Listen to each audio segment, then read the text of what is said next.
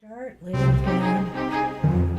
Okay, what do we have here? Angel Mary Smith.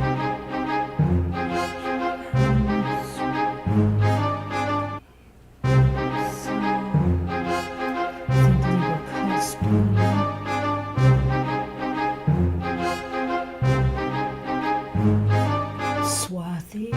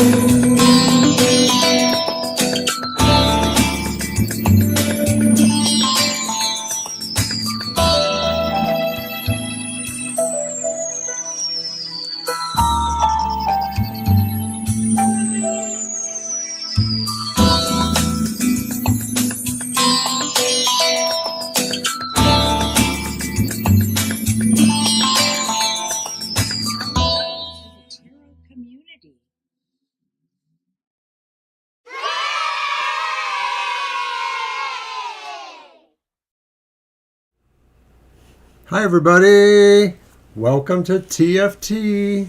Hey everyone, welcome to TFT, Tarot for Today, Divine Dabblings with Oberon.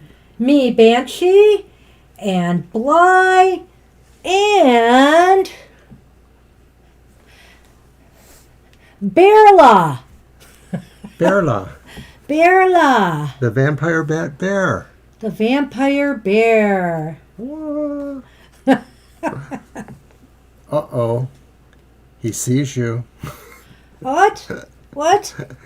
He wants you.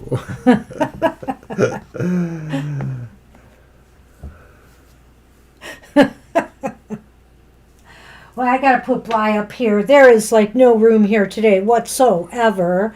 Barely even for Bearla. Bearla could maybe sit and guard the, Candy corn? yeah, because we know you We'll are eat a it. bad witch and will eat them all. I don't know why I put them by you. I should put the leaves by you. All right. Yes, we have bona fide candy corn here today. Woohoo.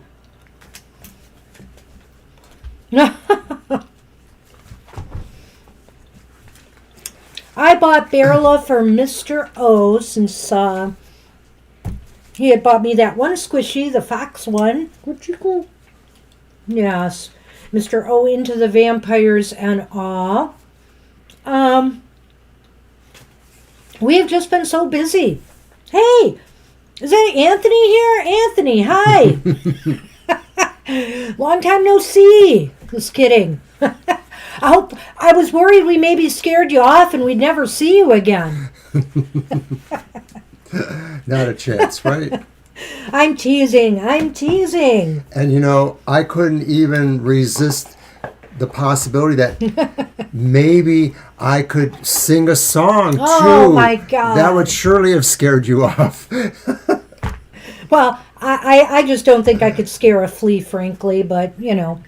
So anyway, we're going to go back and use the Halloween Oracle today for our card for the collective.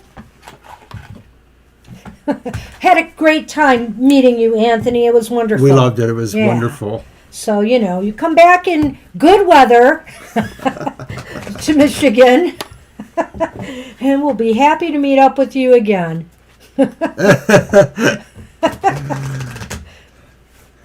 Okay, so I'm shuffling, you're shuffling, and you will cut, Mr. O. Okay. Very cool. Let's see what we get.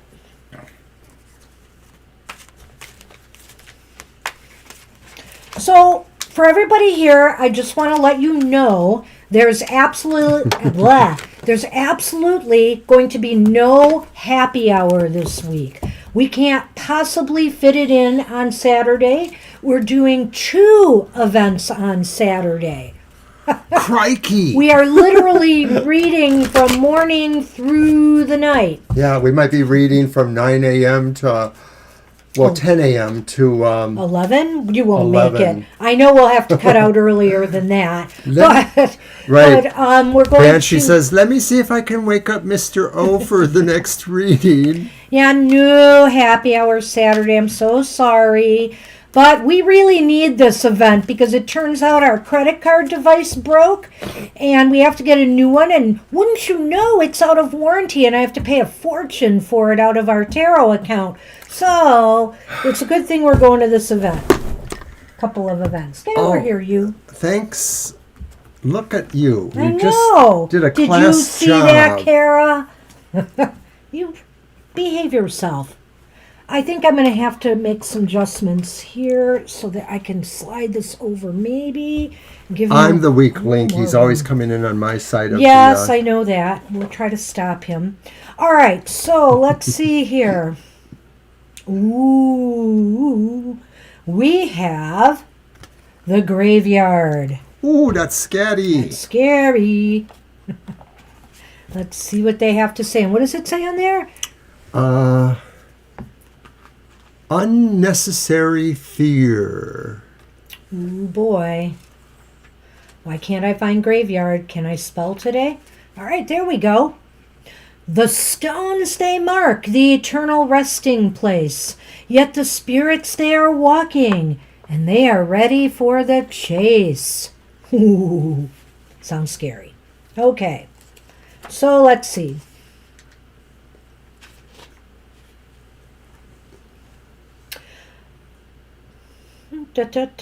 Pull this card and know that you fear unnecessarily. Things are not as they seem, and you can overcome your obstacles. The anxieties you have, although real, should be put aside before they haunt you long term. Instead, trust that you know the correct next steps and that you will act upon them. You know, in a way, doesn't it kind of remind you of the Nine of Swords in the tarot? Yes, you know, right. Anxieties over things that maybe are not real. really Or, you know, even if there are important things enough. that are haunting you that you have messed up, you've made a mistake, quit torturing yourself, you know, let it out into the open. It may not be as bad as it seems. You know, trust that you will know what to do instead of floundering. Yeah, if you're actually looking for torture, just find a Scorpio. Ah, I can attest to that. Shh. So anyway, I just want to tell you really quickly, just a little something about our event on Saturday. The other one, we're going to the Detroit Witches Ball, which we are really excited about doing it for the second year in a row. Mm-hmm. The next event, we didn't have to pay any upfront cost. It's like a private party. And usually there's at least 40, 50 people there. We've done it before years ago. Mm-hmm. The house is jacked out like no tomorrow. It is an old, really well kept up Victorian house. I would call it a mini mansion in a way. It really is kind beautiful. of a mini mansion. It's actually set on a piece of property that was previously farmland, but as the city built around it, these folks that owned it were deeded to allow them to own the land. And so there's a number of little buildings that are in the same Victorian style, and they go all out for decorating like Halloween or Christmas time too. They have a big bonfire and things going on, but we'll be scounched away into the Victorian house, which does have some ghosts in there, but they are friendly, familial spirits. So I'm not worried. And I really love the atmosphere of the house. I felt right at home in that house. It's so amazing. So we're really glad they got in touch with us again. Yeah. We're hoping for a lot of fun. We don't know how much we'll make, but it's worth going back there. It's just a great experience. So That's right, Kara. yes. So anyway, it should be a lot of fun. And who knows? Maybe we'll drum up further business from it. You never know. You All right, never know. Who's first? Well, who is first indeed? It's Angel Mary, isn't it? Yes. And she asked, where am I in the journey to meet my future spouse? Okay. Okay.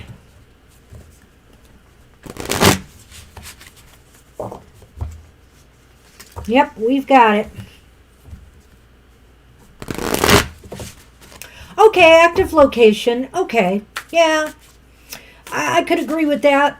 A haunting means something different. I like the term haunting for some things, but clearly in this case, it really doesn't apply. Probably not. No. I believe I really felt somebody there, and it turned out the owner had said to me that it was her grandmother. So it was kind of interesting.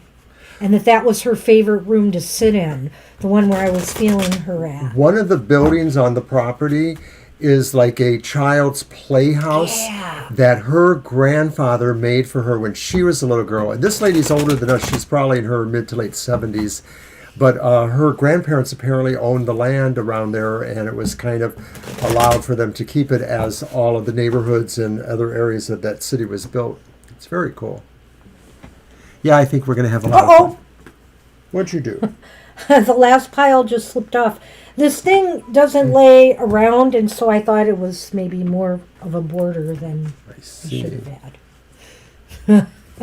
Almost lost your deck. All right, so our first card is the Three of Swords. It's reversed. And then the Devil reversed. And then upright we have the Strength. Wow. So basically you were asking about, the when or how, where you are in your process for meeting your significant other. This is really a deep reading, actually. At least from my looks at it, Angel Mary. The Three of Swords is reversed here, which indicates a healing process, either going on now or needing to take place. And I almost think it's combining with this Devil reversed card here. You need to release yourself either from feelings of hopelessness, feelings of, despair, maybe perhaps over, you not meeting this person yet. There's just something you have to release yourself from, or if it's even from memories of some bad relationship from the past. Here it is saying, you know what? There are ways you can make this happen through more subtle means, not overt looking, for example, like at dating sites and stuff like that. There are more subtle ways that you can approach finding this person. And so I feel like what this might be saying is that there's still a process here. Where you are is you need to work through some stuff and really feel liberated that you are ready to meet this person with open arms and welcome love back into your life. Well, I think that the Three of Swords doesn't necessarily pertain to anything really recent or anything necessary now, but I think it's sort of saying that the when part of your question, when will you meet them, this is saying that when this kind of healing happens that involves you maybe releasing some of your obsessions or feelings about what you want it to be what you want a relationship to be like, and really just going with the idea maybe that you're strong enough as you are to really attract the kind of spouse or mate you would like to have. And so some of this is just saying really you still have to heal yourself maybe of some of your conceptions or preconceptions about how you want to be. It's sort of just going to happen in its own flow and way, maybe more organically. So it's really a non-answer from my point of view. Well, let's look at the Lenormand too. But I feel here, I like what you said about that organic, because to me too, it feels like this is going to happen subtly in its own time. In other words, strength upright is not about forcing it to happen, right? Exactly. Not about making it happen. It's got to happen in its own way and in its own time. All right, so in the Lenormand department, I have the clouds and the garden. These are not going to stand up very well here. Oh, okay, that didn't work. I thought maybe it would. We could switch it out for the cauldron. We'll try that. Okay. Later. Let's hold it here for now. Okay, so the clouds in the garden, this reminds me of the dating world, when I see the clouds in the garden together. It's frustrating. It's a little bit demoralizing in its own way. It's a little depressing. You almost feel like you have to try to sell yourself to someone. You know what I mean? Just by just making everything perfect. And so it does cause depression to have to face, the social scene again. But face it, you'll have to, at some point. But I would just say, do things that take you out more in a public sphere. Do things that take you out more in places where you could meet somebody that is not necessarily like a bar or a single spot or anything like that. Well, I sort of rather think that maybe this is talking about future pain or just difficulties if you're not really kind of moving towards that idea there. The idea that the garden is the public sphere, but maybe there still is, some sense of maybe caution or feeling not really down with it. Maybe sort of it scares you or gives you anxiety. So some of that too is just maybe you might have to work on how you feel about being out in public looking for that person. There's another aspect to the garden too. Sometimes the garden can be about attending a wedding or a celebration or something like that. So I wonder here with its combination with the clouds, though, Angel Mary is saying, it's really kind of depressing you and maybe making you feel bad that you are not at that point of celebrating your wedding here. And I would just say to you, like I said, it can't be forced. It's going to happen when it happens. And I know that sounds like a roundabout kind of answer, but really, if I have to blame it on anything in this reading, I really blame it on the strength card, because that's kind of what it's saying. So that's what we have for you, Angel Mary. So good luck with that, Angel Mary. And I see that Jano and Kimbobulated have joined us. Oh, yeah, I saw. Yeah. The house is cooking. Boy, Angel, you are hopping there with the work, Angel Rivera. Okay, Jano says it's their birthday. Who did? Jano. Oh, Jano? I mentioned him a moment ago. Well, it's kind of... You're the birthday keeper of candles. I am. Do you want to do it today? I guess we could. We're going to do it. All right.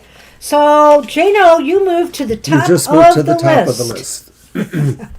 Yeah. Happy birthday. Happy birthday. But now, oh, look at that. I must have known my reading was within arm's reach. So, of course, everyone who comes in with their birthday, we will work with their birthday gift spread. And we like to do that right in the beginning. So we're going to just go ahead and do it right now. Well, so, happy birthday to Jano.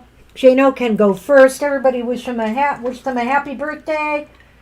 On my deck, right? Mm-hmm. Yeah, you can do your deck. I'm going to use the silly Halloween deck then.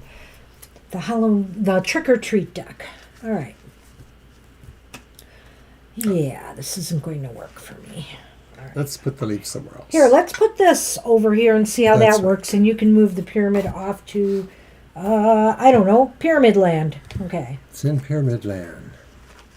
And actually, I didn't use the rune leaves today, so we're going to ditch some of the decorations. So a lot of people are saying happy birthday to Jano, so that's awesome.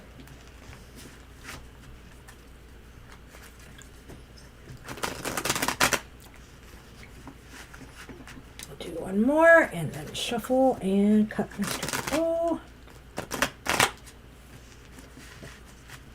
All right. And now this, I can move this way so I can get my share.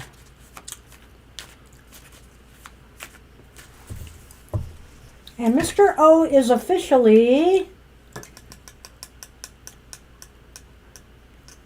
It wasn't that long ago, Kim Bob. neither a good witch or a bad witch today. No, I don't think it was that long ago. It's been a while. Well, I'm glad you're maybe a back. month. Yeah. Okay, Jano. It was good to see everybody. You made our Thursday night fill out. That's awesome. We are the champions, my friend. Oh my gosh. Stop singing. Okay, wow. the first card. Different deck, and what do we get for the first card? The Three of Swords reversed. The gift you received last year that you can make the most of out of this year. Well, I don't know your particular situation in this regard, if this has to do with relationships or something else in your life, but you know, the gift from last year, this last year that you can use in the year ahead, is a sense of healing now, a sense of feeling better about things in life, whether it's relationships or whether it's has to do with job or career or something else. You have undergone some healing of some sort, and this will serve you well in the year ahead, especially like emotional, healing or spiritual healing, I think more than physical. Right, it's absolutely true. And this is the gift of the last year. And I know you told us about a particular breakup or emotional thing. This really does speak to the idea of maybe a separation or breakup that was endured. And this is the end coming out of it. So what that gives you maybe is more resiliency, that maybe, the heart can never be broken quite this way before. It could still be broken some other way, but not in this particular way perhaps. And so maybe that is a pause for appreciation to move forward. That's awesome, Kim. Your second card, Jano. That is awesome. The gift of the present moment. And if this is not a good follow-up to the previous card, I don't know what is. Oh, it's the Knight of Cups. Yes. This is like either you are ready for new adventures in the romance department, or, you're just feeling a lot of love right now and seem to be in a very stable place emotionally. That's the gift of the present moment is, feeling a whole lot better about situations and maybe just being able to process things, more healthily. Well, the Knight is always, too, about movement towards that. And so this is saying the gift of the present moment is that you feel true enough about your emotions to feel you can move towards them, whether it's the person you've been mentioning recently or other people. You just have that sense of a confidence to move towards that, no matter where it goes. You're a knight. It's a great card. Knights in white satin. The gift from your connections with others in the next year is the Seven of Cups, upright. Oh, look at that. Pretty. Well, just look at all those things you could do with other people. So I think the gift of your connection with others, maybe activities that really make you feel good, but there is one thing I have to say here is really you can't do it all. So don't try to do it all, but do the things that really will make you feel better. Maybe it's traveling with friends, maybe it's some kind of other type of activity that you decide to do with friends on a regular basis. Maybe it's even doing some kind of project or goal, or even how should I say this, a business with a friend. Well, it's the connection of your friends. And, like many people, they have different kinds of friends for different parts of their lives. And so, for example, me, the friends I have from one set of coworkers never works with the set of the other coworkers just because they're different kind of people. But what I'm saying here, though, is that the Seven of Cups is like a cornucopia of gifts to look at. Maybe you have friends that all can offer you different things or different experiences or different pleasures from your associations with them. And so that connection is that you're maybe could never be bored because you always got something. Yeah. That's good news, Kim, by the way. I am reading that. This is very positive, really. I think that it just means that you can expect a lot of, activity in your social environment, I think, in the year ahead. And, really the choice is yours, what you want to pursue and keep going, keep doing. The gift that will help you work on, achieve, or move forward on your dreams and goals. An interesting card in this position. What is that? Nine of Cups. Reversed. So this is interesting because when the Nine of Cups is reversed, it's about not achieving your dreams and goals, or maybe even having too much of a good thing. So, but I think here what this is saying is the gift that will help you achieve or move forward on your dreams and goals is this idea of really, really deciding if, making the right choices. Are your dreams and goals really right for you? Number one, you have to choose things that are really right for you. And also, number two, another thing here is to make sure you don't become so myopic about it. You don't get obsessed with just that part of your life because it can overwhelm you and you miss out on the other opportunities that will be available in the year ahead. Well, there's so many cups here. I'm going to go with the idea that this does pertain more to the realms of your emotional life, the things that, make you happy, the things that maybe bother you, but it's all there. And maybe this is saying really... if it's not about the emotional end of your life, it's about emotional fulfillment. Well, it's maybe understanding that I think she said it too, but I'm trying to come up with a different way to say it or add to it, that just some of those things you wish, though, you're going to realize that maybe life is a mixed bag and you can't, it's a box of chocolates. You can't always get what you want, And so that's the idea to me of the reverse Nine of Cups, is that there may be lots of things in play and you may have to understand that not all of them are possible. And so your heart or your spirit will go where it can. Don't do that. Stop that, son, man. Gosh. He's being really bad.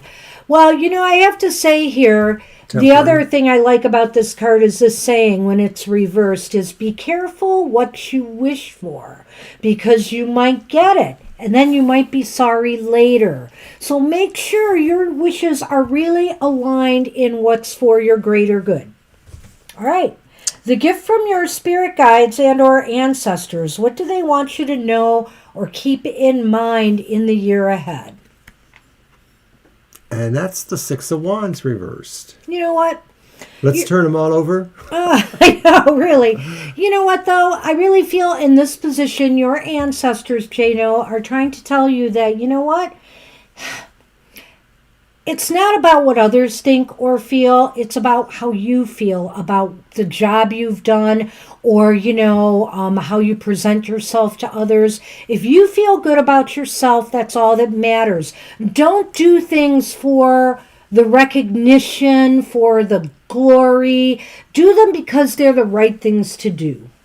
Well, maybe what your ancestors want you to understand as a gift is that you don't have to always be totally in charge, and that sometimes being a leader are the small things too. And so maybe if you're leading just in one particular area of your life, trying to have an emotional, satisfying relationship with a person you've come to care about, then maybe this is saying that sometimes those victories are also tempered, like you said, or muted in certain ways. And so it's more about that tapestry of understanding, what your heart is looking for from maybe what the ancestors say. Don't be in it to win it that way. Be in it to win it, in the way that it is meant to be, in a way, the organic way. I know I went really out there, didn't I? No comment, but guess what? The gift this year ultimately gives to you. What lessons have you learned, or what progress or growth have you achieved by year's end? And it's another night.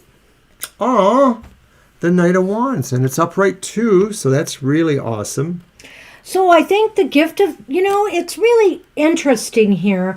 One way or another, Jano, this is either going to relate to your, like I said, relationships possibly, or with, with career goals. Because I feel here too, there's the coming or going of something new in your life. I think this year will bring you something new. And it's either going to be a new relationship, or it's going to be a new job or career path, or new projects or new goals. This whole year just seems like it's going to be very inspiring, at least to me. I realize there's a couple of reversed cards here, but they're all in positions where you can learn something from this. So it's just saying to make sure that whatever you're wishing for and desiring really line up with what's good for you. Well, I like to think of the Knight of Wands as supremely confident. I think all the knights are very confident and capable for what their qualities are. But this one's confident in a way about being magnetic and charismatic and really trying to bring people along to grow with them. So that could be a relationship. It could also be your career or other things going on in your life. And that's what the gift ultimately brings, is maybe confidence in yourself and where you really are projecting from your heart's desire as well as strength. If you put your will and your heart into something, you're bound to be successful. And that's kind of what I see going on here, that you're pulling it together emotionally and you're going to make progress. This is clearly by next year, this time, you have made some major progress in your life. Woo! It's beautiful. So happy birthday to you. And remember, this is on our website, so you can find it anytime on this day. Check it out. We can't always respond to the chat, and people are saying just the most lovely things, especially Swati. Thank you so much for your support here and just the positive vibes you leave. I mean, everyone else does it too, but I just wanted to single you out a little bit. All right, so it's a cell? And you're welcome, Jano. I believe so. All right. All right, and you're very welcome, Jano. Glad we could do that for you. Your crime partner, you mean you're not the mastermind all on your own? Okay, so who is up for a reading? I think it's a cell, yes.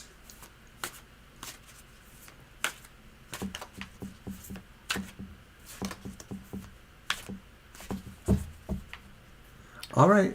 We have it sitting backwards? Well, I like the broom. Okay, is there a contention over whose turn it is? Violet says it's Swathi's turn. It is Swathi's turn. That's so why did you agree with me? Because the cell just posted their question, and so I saw the question. Well, I did kind of ask. Sometimes my list doesn't align with Violet, and I was trying to look it up when you distracted me again. Also, Violet, no yelling at me, no capitals. No. But Swathi... Do it! It's okay, Estelle. We'll get to you in a minute. O is being We'll get to you in a minute. bad. Stop it! It Swathi... actually said good. I'm just saying. This actually turned out as fate would have it, Swati, because I am in fact using for you the tarot that is called the Gothic Tarot. So what is the question? I don't know. What is Swati's question? Swati, do you have a question? They probably wrote it and we didn't see it.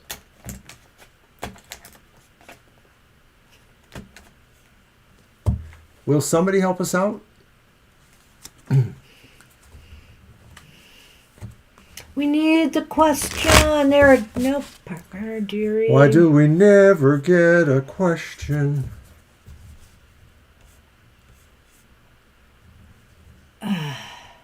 Oh, no, you don't. You only have one.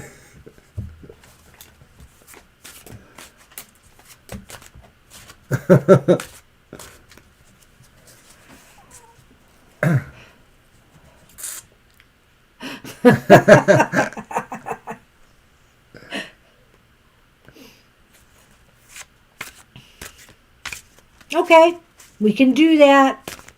Uno question. That's right, Violet. Okay. Well, of course, we wish you lots of luck.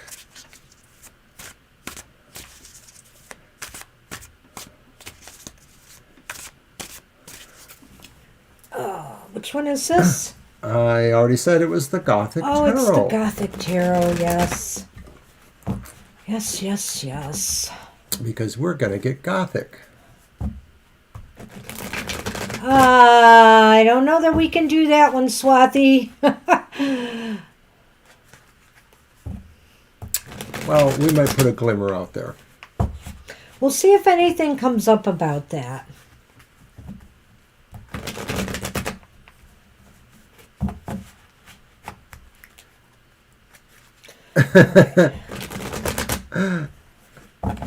I'm gonna run a tight ship here today. Aye, aye, Captain. Oh, yeah? You're Oh, already yeah. breaking the rules. Really? You are. Okay, on your job interview.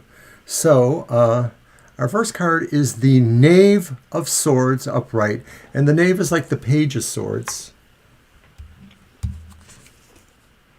Then you have the Wheel of Fortune.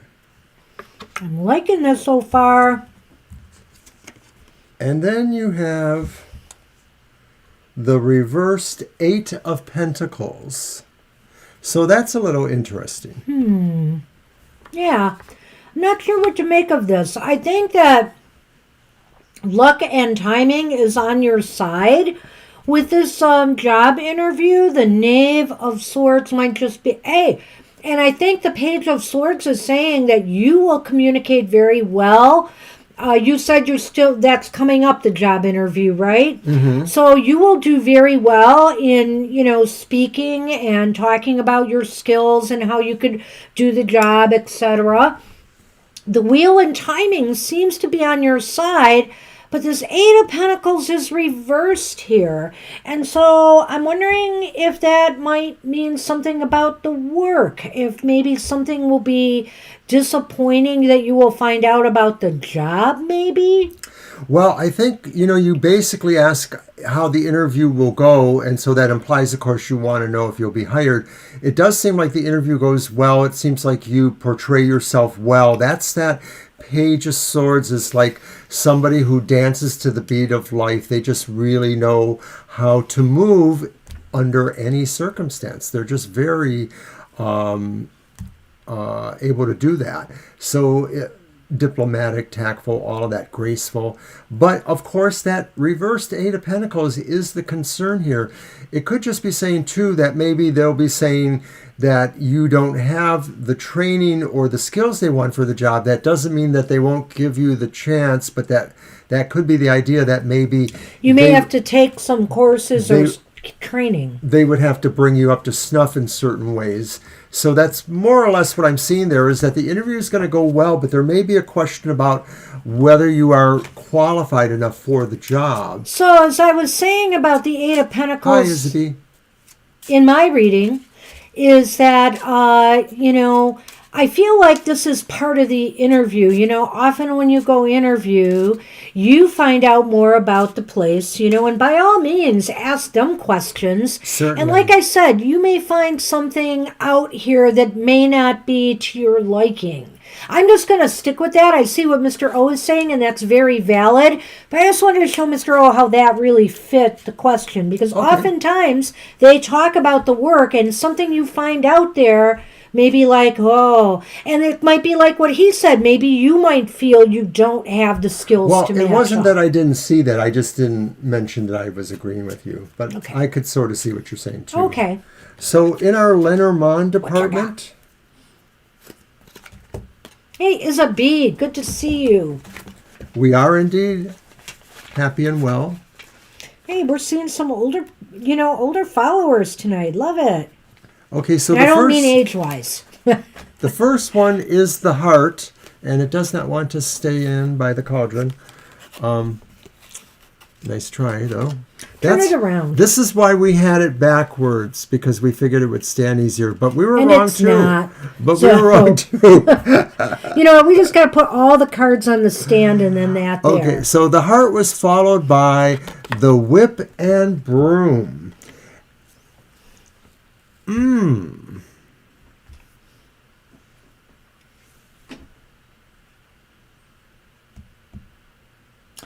Well, Thanks, Kim. I'm thinking about this one in relation to the job reading here, and I'm wondering if it's saying that something happens fast, and it's possible you will get this job. I mean, it might move fast and you will get this job. I think it is looking that way anyway here, and I'm kind of getting the feeling that this is reinforcing it. Either that, or there is one negative caveat I could say here, Swathi, is that something that happens, or that, like this card here, that you find out about the job may affect your decision as to whether you really desire this job anymore. Well, I kind of feel that way. I do feel something's going to happen quick, and it may result in the job coming to you or some situation that you really appreciate. So, of course, this could go towards the idea of maybe the health question, that maybe you'll find out, something that will make you feel good about that. But it could pertain to the job situation too, in which case I could sort of see it going two different ways too, that maybe the change will make you feel like you did make the right move if you accepted it or not, basically, because you really did come to understand there was something you were going to appreciate about it. Well, it's interesting. So I don't know if your health appointment, the only way I could see this applying to that is if it really had something to do with your heart or your, cardiovascular system in some way. I really think this is more about the career. Yeah. It's like if you desire it, it could happen. But I wonder here, like I said, if there's some little stumbling block that might make you think twice.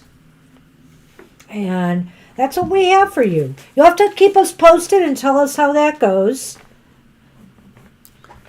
So yeah, in a way, it doesn't necessarily indicate that it is the end or not of, your job quest. I'm not really sure that it does indicate that. Well, as far as the job interview goes, it indicates you will do well. You could possibly get an offer here, but you may decide to hold off on taking it for some reason. I'm just going to draw a random card and focus on your health. Let me look at the question again real quick. Just going to do this really quickly on the side before Violet or Banshee yell at me. I'm going to get my wand and smack hands. I have to turn you into a toad. I guess we'll put you back then, Cauldron. Okay, well then you have to be involved in this, so you're going to draw the card. Will her next diagnosis be a better one?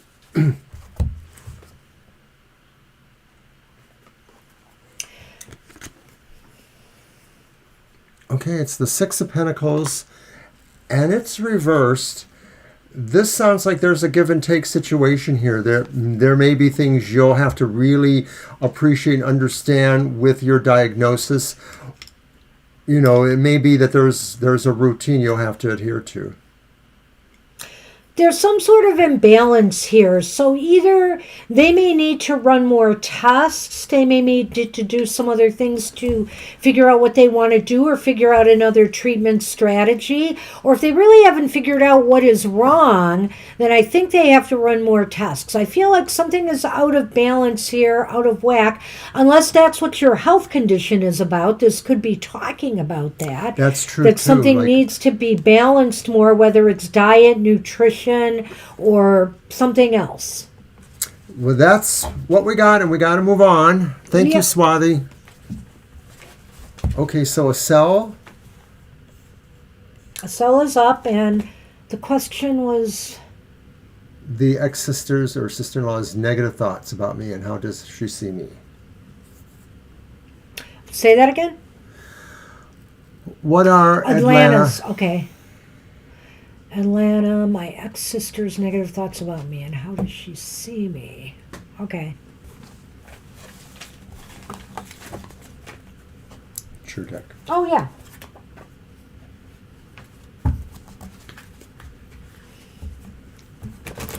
You're hungry. I have candy corn.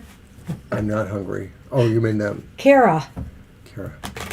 Well, like we mentioned, we won't be back for happy hour this week because we will be working, but Banshee's Material Matters will be on 10 a.m. Sunday morning. We'll be in the chat room no matter how tired we are from our excessive day before. We will be back. We will be back on Sunday. Also back for our live stream at 2 p.m. Bright-eyed and inspired, right? Thanks, Sunman.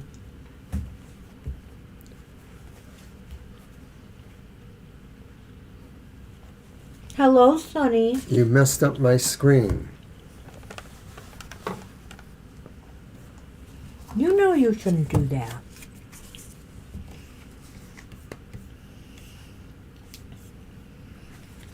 You want cake?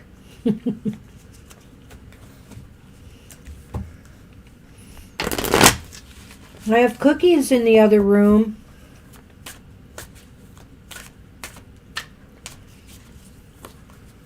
But I am trying to be better, even though we have a little candy here.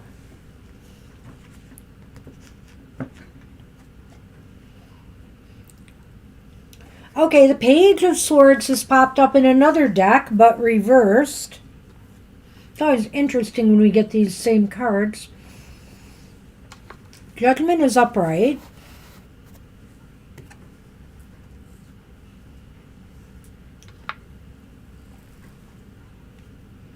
And the Ten of Pentacles is upright. Well, so this is about the ex-sister's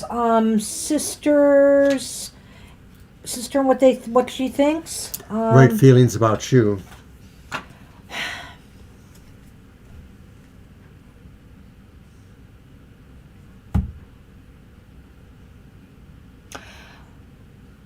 Well, I almost feel it's really odd here. This sister has a lot of, according to what I'm seeing here, God, Sonny, has a lot of, she's very connected to her family. I guess that's what I want to say. You know, there's a lot of feeling about what's best for the family's interests, whatever. And I think that I'm having problems with the Judgment card. With the Page of Swords, I would say, I don't know how you guys communicated with one another, if it was really good, you know, or not, or if you communicated at all. It just seemed as though there might have been some disconnects where she didn't feel, you know, she understood you, I think. Well, I don't know if it's anything to do with your culture or the traditions of your country or people where you live at, but I wonder if there is like maybe a slight discomfort. That's the page upside down there, maybe a slight awkwardness or discomfort in her feelings about you, because maybe she understands that you're not really connected the same way you were because of the ex situation. And so while it may be that she sort of feels this is the way it is, judgment sort of says this is the way it is from that point of view, and that you each have to accept what you have. And I think her calling or commitment is to be on the side of her family, that no matter what her feelings may actually be, and we're not really getting a clear handle here other than the fact that maybe she's not comfortable in what relationship you may have since, the breakup.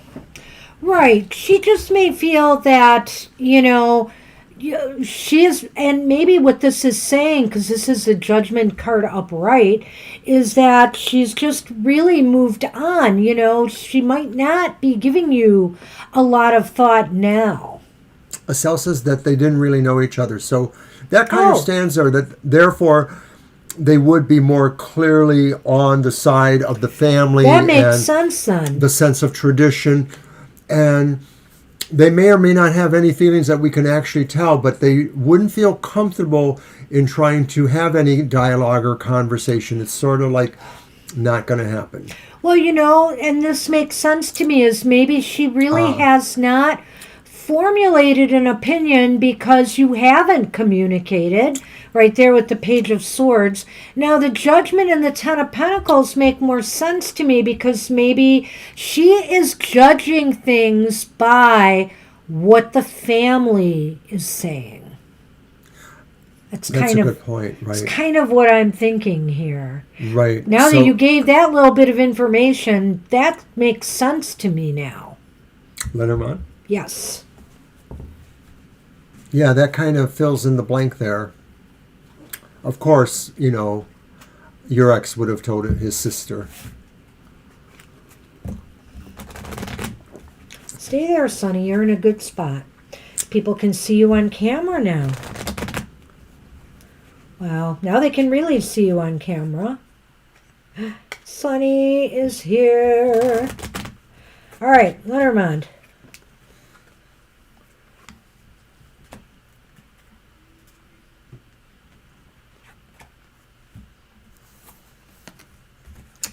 The cross, called the dagger here, and the snake, called the vampire. Mm-hmm. Well, it's interesting that we have the vampire and the cross. Right there. That's kind of weird. I kind of feel like, my feeling about this really is more, I think, a message for you here, in that I'm looking at the snake and thinking, it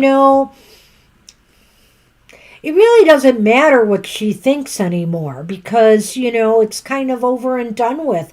And I wouldn't worry too much about what she thinks, because it really doesn't matter anymore. Right, it doesn't. It may be that if there was more involvement going on, that they might have been maybe more deceptive for some reasons. It's not sure why I'm getting that vibe there from the vampire card. So it actually is probably good that maybe you didn't get to know each other, because maybe they would have, and it's kind of like what we see from the other cards, that they would have only taken their family's side. They wouldn't have tried to look at somebody else's side necessarily here. I have to agree with that. And now that I think about it with the snake here, it's kind of saying that, she would only trust and look out for her family's best interests and say, what Alibek wanted, right? And so she would consider everything else a deception. Yeah. So I think that's what we got here. Hope that made some sense for you. That was kind of tricky, Estelle, but you keep us guessing. That's okay. You give us a good workout. Yes. I hope we give you some good information there. Okay, so Libra was up next. Libra Cusp, you are up. What hidden message do you need to know? And I'm Well, going then Mr. O must be using his secret. Oh, you're not. I should then. I will. You're right. I was going to use Say the secret tarot for So, what do you need to know. You this is can't the know secret it's tarot. a secret, Libra.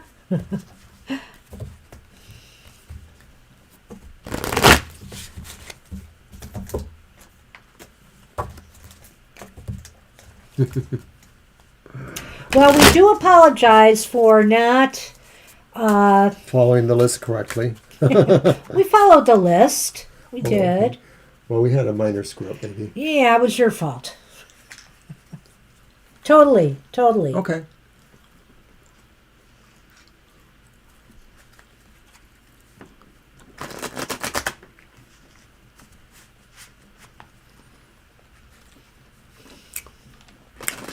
Bonus Sunny.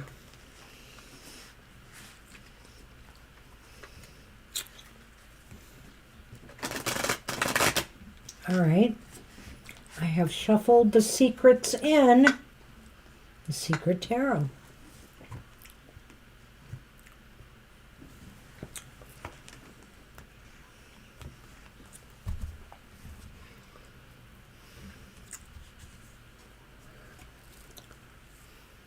Eight of Pentacles.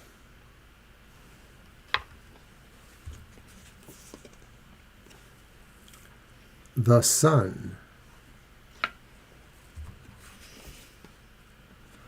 The High Priestess reversed. Well, this is intriguing. Yeah, I thought I had it all figured out till then. Because the Sun acts like you are maybe, shedding light on some things. Maybe you are finding out some things. Or that there's just a knowledge you do need to know, as you're saying. But the High Priestess is reversed, and so is that a knowledge that could be considered dangerous or forbidden or not essentially helpful or something else? And will this affect how things work for you, how you work, whether it's talking about work, or whether it's talking about your household or how you manage your life in general? Well, I look at the Sun as success here. That's Success true. and good health. And I think what this is saying, what do you need to know? If you are, if you put your effort, your effort, and when I say effort, I'm also thinking in terms of like if you need to do some research or you need to ask authorities, ask questions, get some information, get some training, put some effort behind it, your health or something else in your life that you've been hoping to succeed or to improve upon conditions will improve. But the High Priestess here is reversed, and so it's indicating to me that things just seem maybe a little bit foggy right now. So that is why maybe what you need to know is that, if you need some outside advice, somebody to talk to, somebody to guide you, that might be better than trying to tap into yourself right now because you're maybe more confused. There is success in working hard and in trying to either solve a situation, work on a project or a goal, or work on yourself. Well, maybe this could just be saying, too, that this won't come to you immediately, but it will, but that maybe there is some sort of thought process or processing that will need to go on before you understand or realize where that message actually resonates in your life. So, let's do our Lenormand. And thank you, Swathi. Were you doing your job? I don't remember. Scorpio. Oh, what? Well, that's because you were talking about the list, Gufu, probably. Oh, right. Okay. And we have the anchor.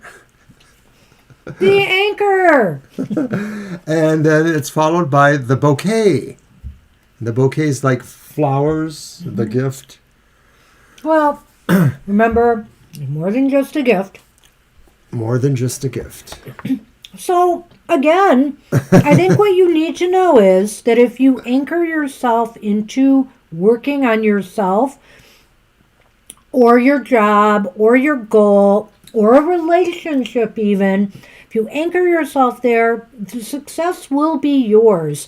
And you will feel much better. You will feel happier. The High Priestess reverse, like I said, is just like clear your mind.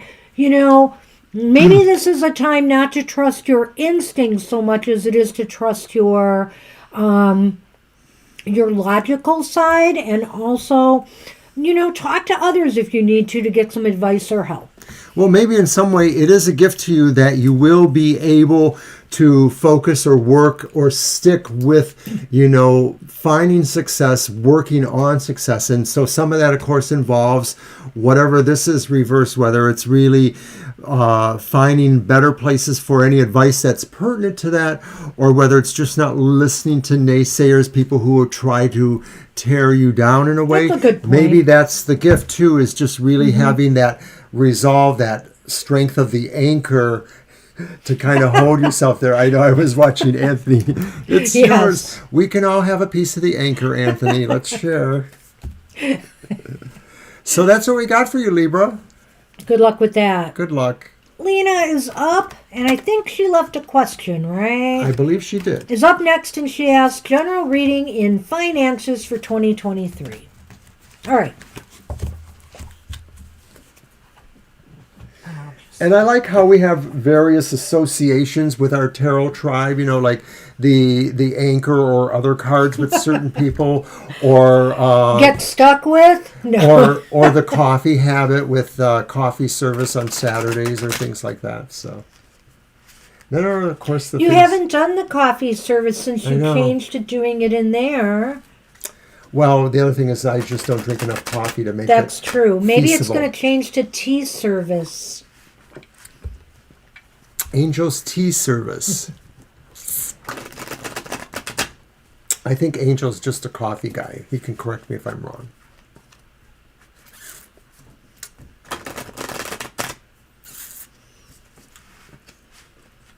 You go, shuffle.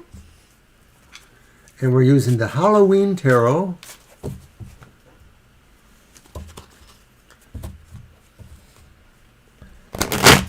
And it was awfully cute that Kim Bovulated dropped in. I know Kim used to drop in here a little bit more often, but has indicated that they're pretty busy too. So it's nice though to. It was good to see Merwin stop too. in and say Merwin. Hi. I think Merwin is still here. So yeah. hopefully. So sorry I haven't talked to you, but good to see you here. We love our tarot tribe. Everyone. God bless us, everyone. Hey, it's the Three of Bats. Which is the Three of Swords again. And this time it's upright. Oh, right, because of the bitey teeth. No, because they're air. They fly. Yeah, well, so that's why. I just sort of think swords are sharp like little vampire teeth. Now we have the Sun reversed. Lena, don't like to see this. Hi, Merwin. Hey, Merwin. The Two Married Foodies is here. How you doing? We appreciate that. Two Married Foodies. Awesome. Hey, good to see you. Thanks, Isabel. That's so nice. All right, let's get to brass tacks here for Lena. Yes. Lena, this is looking a little bit grim, and it's for the year 2023. Things can change in time. A lot has to do with economics, the economy, the world situation. But let's look in perspective here. It seems like there's some sorrow or some stress in your, financial realm in the year ahead. Things just seem pessimistic and gloomy. And you're wondering here with the Seven of Pentacles if really things are going to come together for you or not this year. But, this is you need to, I think, use next year as really, or a lot of next year as a time where you really try to sort out where you want to be financially. Where is your money going to be coming from? Are you going to do something, novel and start a business?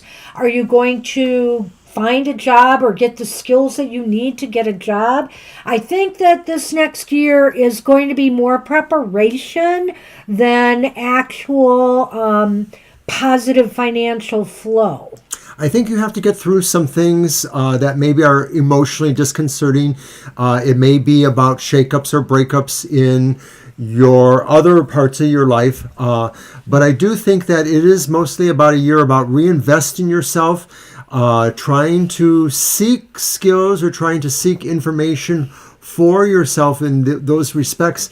The sun reverse may be indicating that things are not as clear as you want them to be, and maybe you really will feel you need to do more research or you need to find more out about where you're trying to go business-wise.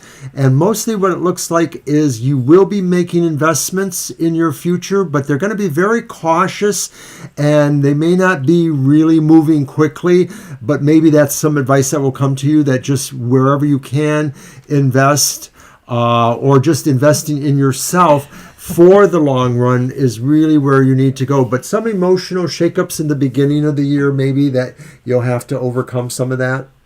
Well, thank you for just stopping in, Two Married Foodies.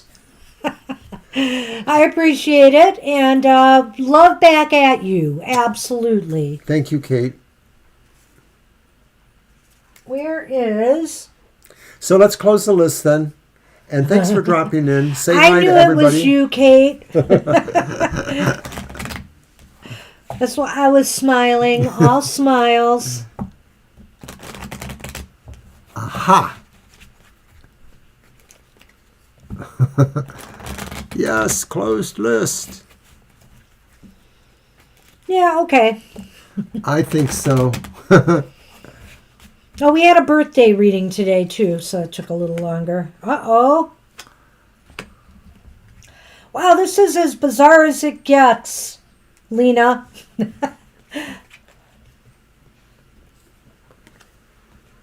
The fog, which is the clouds,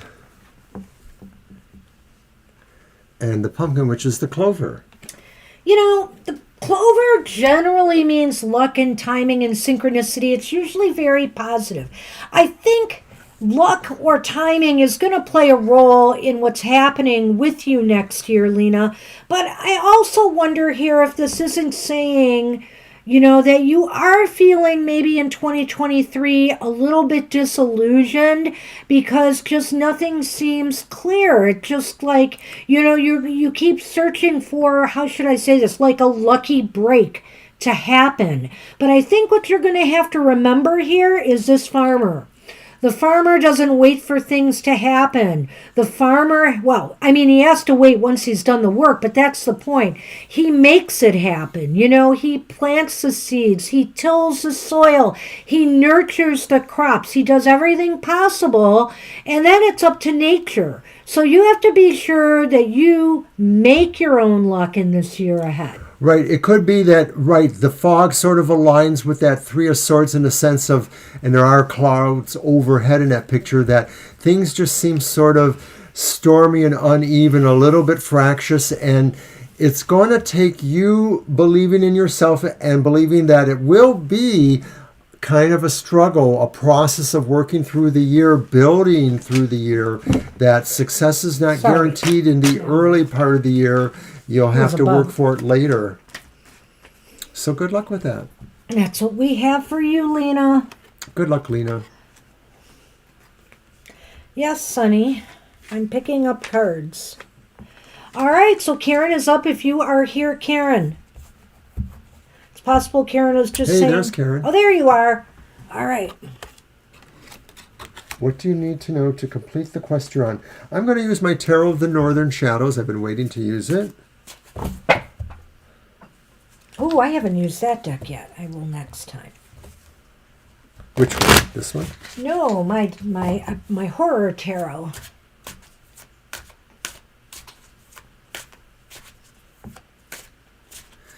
It's not really a layout per se. It's kind of a general idea of 3 cards, and we just see if there's something that feels like us that it connects them. Basically, you could throw out 3, 5 cards, and it just depends on the question we're really reading them as a flow. Sometimes, if people are asking a question where you could see elements of the past involved, but the future is important too, we could do it like a past, present, future. But this is more just a general, what do the cards have to say to answer this question? And a lot of people do use 3-card formats for past, present, future, or sometimes they use them as key focus and then a good quality, a bad quality. So there are a lot of 3-card readings. And you know what? I forgot to bring out my special 3-card readings for Halloween season tonight. That was very bad of me. But we do have some other 3-card readings we are offering this season on our, during the live stream. Some of them are involved gifts from your ancestors. One is about if you feel a spirit is trying to contact you, what are they trying to tell you? Another one is about past lives, a very general, brief one. And the final one is about your shadow.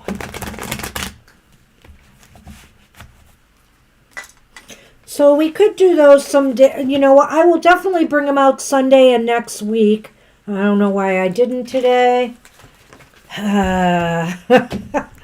Too much on my mind. Your first card is Judgment, Karen, and it's upright. Your second card is the reversed 7 of Wands. And then, just like in the last reading, we have the Sun reversed. Okay, so what do you need to know to complete the quest you're on? Well, know this is not always going to be easy. It's absolutely not always going to be easy. There are going to be ups and downs. There are going to be things in your life that are competing for your attention and your time and your energy. So you have to realize that there could be things that get in the way. And also, Judgment is saying here that there may need to be something that awakens. You need to reawaken in your life to complete this quest. I don't know if it's a latent skill, a talent, or, something within you, an attitude, a behavior that needs to be reawakened to complete your quest. And I feel like you may have to accept the fact that there may be some delays and disappointments along the way. Nothing is sure. In other words, I almost wonder too, as I look at this, Karen, I'm wondering if Judgment is saying that your quest might be completed, but it might end up ending differently than you expected. That's very interesting. I'm not sure I would have pulled that out, but that's a very interesting concept. It does feel to me like with that Judgment card there, it is talking about something has to change or reawaken or grow, or a shift needs to occur somehow. And I sort of feel shifty energies from the Sun reversed and the 7 of Wands reversed. So it may be saying you're wondering, what do you need to know? It may be that you can't be prepared for what you need to know, because it may just be that fundamental of a shift that it's just something that will naturally pull you along. What this says is that you may have to surrender to that, because a lot of times the 7 of Rods upright talks about somebody that's fighting and is pretty much doing a good job of it. So the reverse could be saying you might have to surrender to some other knowledge that you're not expecting, and maybe it really does change things. Maybe it's something that is really strikingly different from what you expected. I realize this is maybe a very obtuse question. Thank you, Sunny. Well, we really do have a slight difference of the way we're looking at this here. But the 7 of Wands does mean different things. And it can mean, and for some reason, Karen, see, sometimes as we lay out these cards, since there is no set position in this reading and it's all general, and I'm feeling it's all telling a story, sometimes it goes like this for me, ... Other times, another card is saying, choose me first, you know? And in this case, I felt it was making me choose the Seven of Swords, of Wands first, because I could see here what you need to know really is that there are going to be things that could obstruct or impede your progress or compete for your time. And when I say that, it's just that it's trying, it's bringing you down off of that pedestal you're on. You're on a certain path, but other things in your life kind of want to pull you off that path from time to time. So you may have to set some boundaries is another message here. You may have to set some boundaries so that you just say, hey, no, I need this time right now to pursue this. And also another thought that comes to me in my interpretation about surrendering to some awakened knowledge that you hadn't expected is maybe the idea too that it won't really bring you success in a way. Being on the quest can be for other reasons than just to have a success. Maybe there's something about the journey of the quest that brings certain qualities to life within yourself, the awakening process, even if you don't succeed or win whatever the quest's goal could have been. All right. Hi, Divine. Hey, Divine. We actually have closed the list because it's so long at this point. But hold on a minute. So you pulled the Lenormand, but it was my deck. Oh, well, it's sorry. Okay. I think it was meant to happen. All right. I think so, too. So the haunted house followed by the skeleton key. Well, a skeleton key would be a good way to enter a haunted house. But this is saying it's that funny. The key to your quest may be something from your home life or your home, your connection with your home, your connection with people around you. And so maybe they might be more involved in this than you may have realized. Well, the key here is, if I had to bring the home into it at all, the key would be that maybe there are things related to your home life that are what is competing for your time. But the house means more than just a home. The house basically means security, comfort, So I think the key here is to find find your comfort zone with all of this. In other words, you have things obviously in life that are going to conflict from time to time. So how can you make it all work? Find the best way to integrate the different aspects of your life, so that you can focus more on this quest. So find your comfort zone. Find that place of security where everything feels right so that you can move forward on your quest. Okay, that's fine. I mean, I was going to say we would add you and you would be the absolute last person, right? Because I'm coming for you if not. Or if you'd rather come back another time. We can add Divine. I don't have a problem with that. I don't either. Okay, Karen, that was it for you. That's what we have for you, Karen. I hope that makes sense. I hope some of that made sense. It all made sense. Oh, awesome. I like to hear that. Thank you. Thank you so much. Is it Pragati that's up? I think we can't find Pragati, and I'm not sure if Anthony's next or if we're just doing a general for Anthony when it's his turn because he might have to leave. I have to leave a little early. Oh, I'll take a general reading or you can skip. Okay, well, we can do a general reading. So is Pragati here or not? Let's do...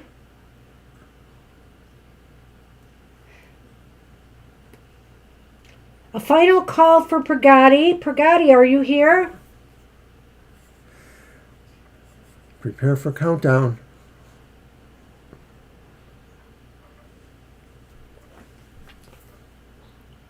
Counting down.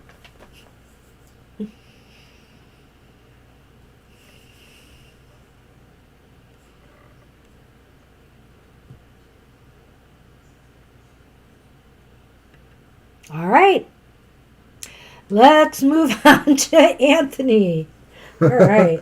So Anthony wanted wants a general. reading. So is it my deck? Yes, and then I You pull can do the Lenormand. Jeez, oh, Pete. It was an honest mistake, but I think it really resonated with the reading as I saw it. No, that's okay, Karen. We like working hard because it challenges us and it's good for Yeah. us. It's good for us. So It's good for everybody. It's good for you. It's good for us. love and light to you. And for those who may have come in later, Anthony is a homeboy from the Michigan area, and we actually met him in person this previous Monday. He came back into town, so we said, hey, Let's meet. let's meet in a middle ground somewhere. And so we met at a restaurant, and We had a it was fabulous great. dinner. Yes.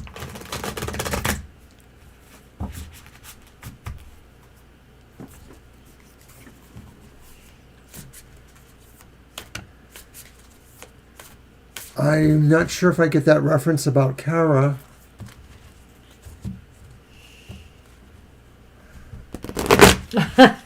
She was doing she was counting 7. She was messing up the count. Messing with the count. You never know, Isabel, because I know you're in Michigan somewhere. Oh, yeah. You know, earlier, about a month and a half ago, 2 months ago, we were thinking we were going to take a ride out to Massachusetts and see Gina and possibly some other folks here. But we got sick with COVID and we didn't make it. It's the Queen of Wands upright. That's an awesome card for Anthony. All right. And then we have the 2 of Pentacles upright. 2 of Pentacles, upright. And we have the 7 of Cups reversed. The 7 of Cups reversed. Well, Anthony, this looks really positive. This looks like you... Wow, you know what? This is a toughie. Because I'm almost called to look at that 2 of Pentacles again, right in the middle. You know, there's balance in your life. You need to check yourself to make sure that everything's in balance, you know. Hey, you just got back from a trip, you know. Make sure that you take it easy and you have everything back together. I get the feeling here, though. I'm looking at this Queen of Wands and the 7 of Cups. Are you thinking what I'm thinking? Bingo! Well, I think that you... Something might really heat up in the romance department. Yeah, I kind of have this feeling that there may be somebody that pops through here, you know, that you will be very interested in. And this or is because... they in you. And it also looks... And of course, then there's the hands reaching towards each other. But it also looks... But it's the 2 of Pentacles. I know. Yeah. But it also looks like maybe there's this idea that there's more than one choice. And so it really is like getting the right choice, which I think is going to happen. And the Queen of Wands exudes really magnetic, charismatic, even sensual sexual energy at times, more so than the Queen of Cups to me at times. Oh, yeah. Most definitely. And so I don't know. I'm just thinking to myself here, I don't know if that's you or if that's somebody else, you know. But I have a feeling either somebody has their eye on you is going to be very attracted to you or vice versa. And, so be ready, you know, just make sure you're in a good spot, you know, because I don't know, I'm almost having the feeling you're about to be swept off your feet. You know, Swati, I thought about that we should have taken pictures when we met with Anthony, but we didn't do it. I don't know why I didn't. I took pictures of fall colors on the way there, and I had my tablet with me, so I don't know why I didn't do it. All right, so Anthony gets 2 additional Lenormand cards, the Sith and the Stork. The Sith I didn't show, there it is. Nice little cutty thing there. And then the Stork looking kind of surreal. Well, this is kind of tough. That's kind of harsh, actually. I almost wonder if it will be a quick romance, you know, and maybe that's why this balance card is here, you know. Be careful about not getting too swept up because it may not last. It may be cut short. Yeah, I guess that's the idea. So just throwing the caveat out there that it isn't necessarily a romance, though we both felt that vibe. Well, there could be something sexual, but I'm just saying it may not last the test of time. So it may be a short-lived affair of some sort. Yeah. But I'll tell you what, you will be very attracted or vice versa to this person.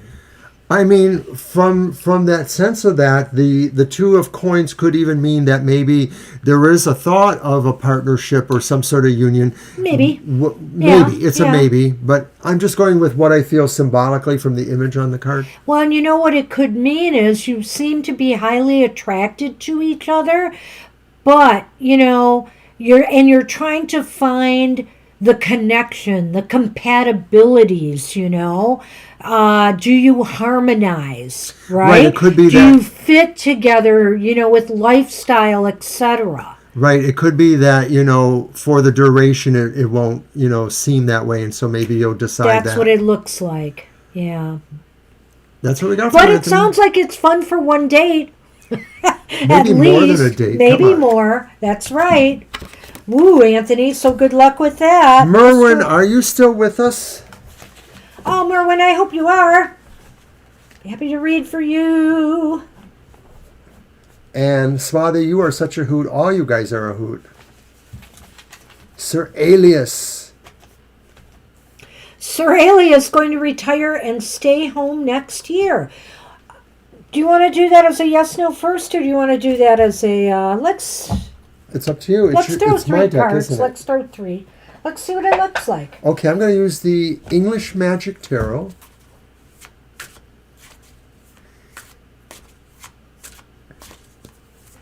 Well, I hope you're doing fine, Merwin. How are you enjoying retirement or semi-retirement?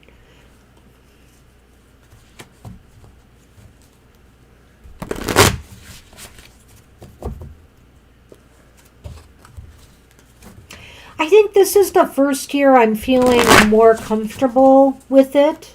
Oh, good for you. Good for you. Less anxious about things. I felt that way too before my retirement, that, everything was getting so wonky and crazy with the coming of COVID. It was really a lot of anxiety for me at that point. With the COVID and all that going on at the points we had to retire. And, and then I had a lot to process with my cancer and stuff. And so I really think this is the first time I'm finally feeling okay.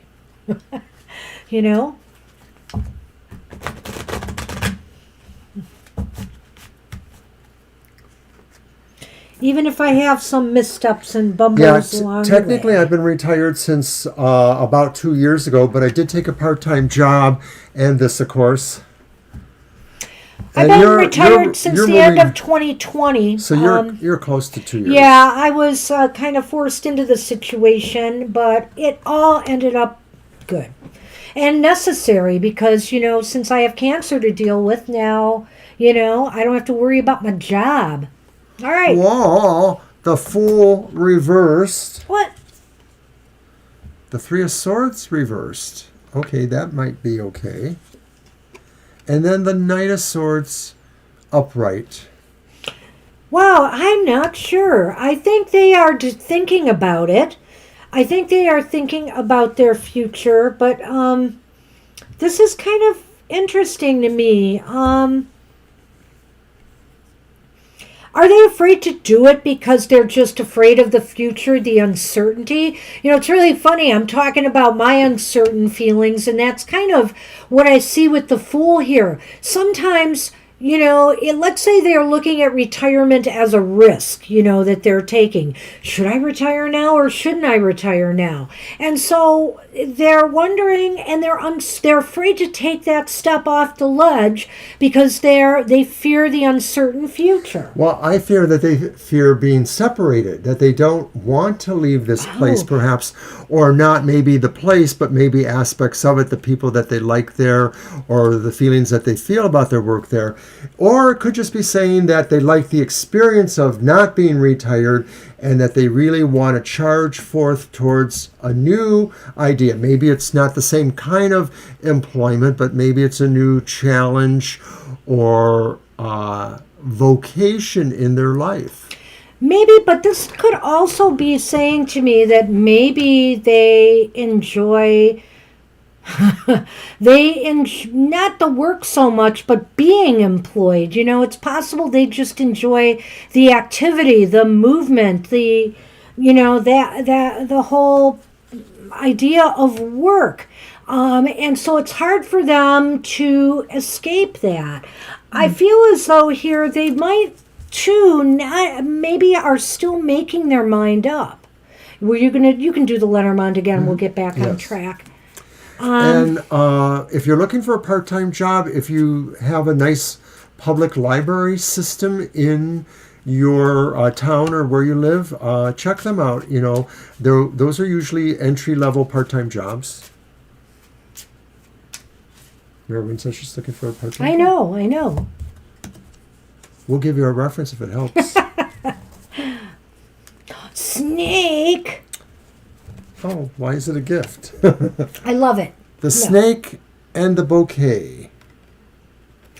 See, I think they have a problem maybe seeing the joy in retirement. You know how, and I can't speak for this person, maybe you know them better, obviously, than me. And so I almost feel like they're deceiving themselves and feeling there's no joy there, that they get something, even if it's a crummy job. Sometimes people feel, more fulfilled when they are working, and maybe they just feel that they won't experience joy here. It is a deception. It's a self-deception. They're deceiving themselves and not understanding the joy of taking this step. Right. The gift sort of is questioned or not appreciated at face value to some degree, the idea of what this opportunity could mean for them. So it could be talking more about, some of their own hidden reservations. To some degree, this is maybe a foolish snake. And to some degree, looking at what you're saying there, Merwin, the Fool reversed, I mean, clearly, if it's a hard life, they really ought to consider their options here, because the Fool reverse could indicate that this could be a real misstep for them if they don't retire. They could be putting themselves at risk, their body, if they're not up to it physically anymore. And maybe that's why the Three of Swords is reversed here. They really should consider it, because they could, it would be healing for them. It would be better for them. It would be a smart move in the right direction. But I just have a feeling they just don't feel it right now. Whether it's because they feel that they won't have enough maybe to get by is holding them back. But something here is they just don't see the joy, and I feel here this is really a self-deception. They're in denial about it. So I hope that makes some sense for you, but to me, it's leaning towards they may not do it. They may take the risk and stay on. That's what I'm kind of worried about, because they're afraid that retiring is more of a risk. I can see that with some people, maybe. Yeah.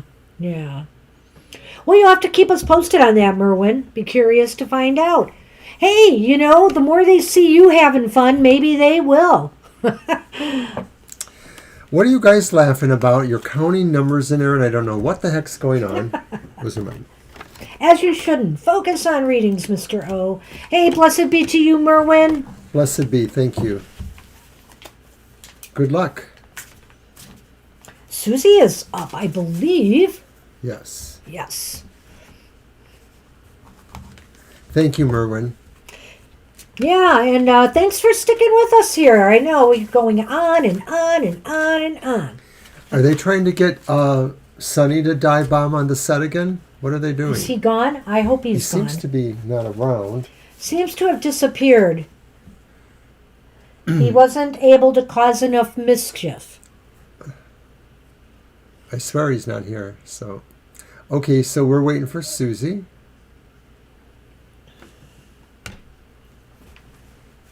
Oh, look at that. I can see Bly is in the camera back there. So, just going to remind everybody to come to, not happy hour, sorry. Come to my emotional exchanges Stop tomorrow that, morning. Kara.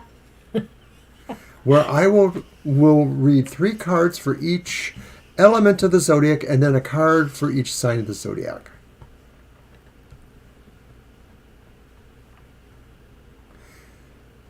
Well, I don't know if it's the mind control, Kara, or it's the fact that you're obviously twin flames and therefore destined never to really know that flame in this life. Unless you come over here and we say, yes, Sunny can come out to play with Kara. Otherwise, it's just this mysterious transmission between the screens. Okay, Susie, go ahead with your question. Hi, Susie. Hey, Susie.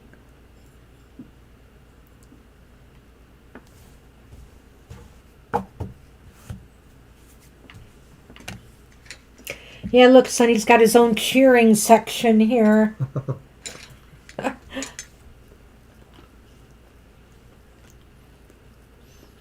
Yes, I got this as a gift from Mama Chi from Spellfire, I think. Mm-hmm. Very nice.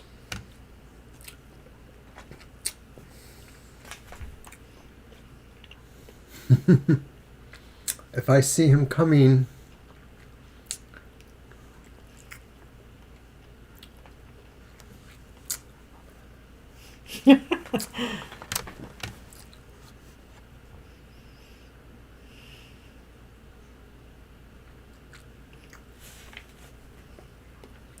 Yep, I like it.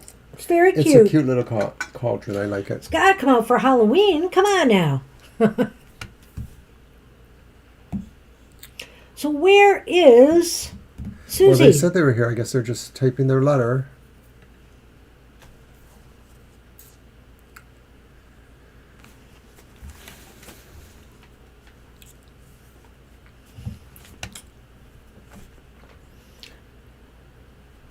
All right. Okay, Susie, still waiting for the question. Oh, there it is. How does Alika see Asika? Okay. That's your deck.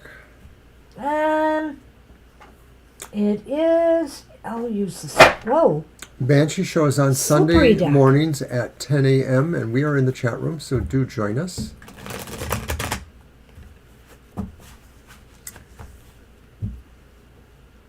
I just realized something. I wanted to check something out here. Yeah, that's what I thought. Okay.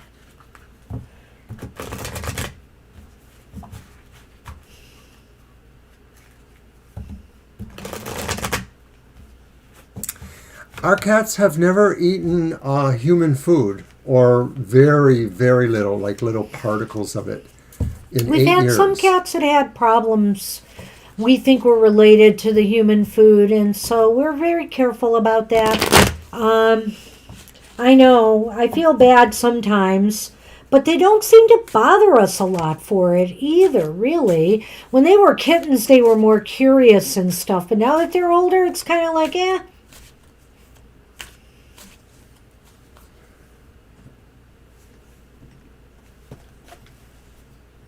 Okay, I'll get it.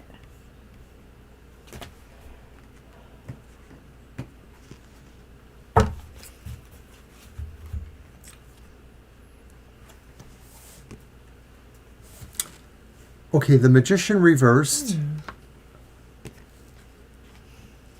The Ace of Pentacles reversed. Well, it's going to be a tricky reading. And the Page of Pentacles upright.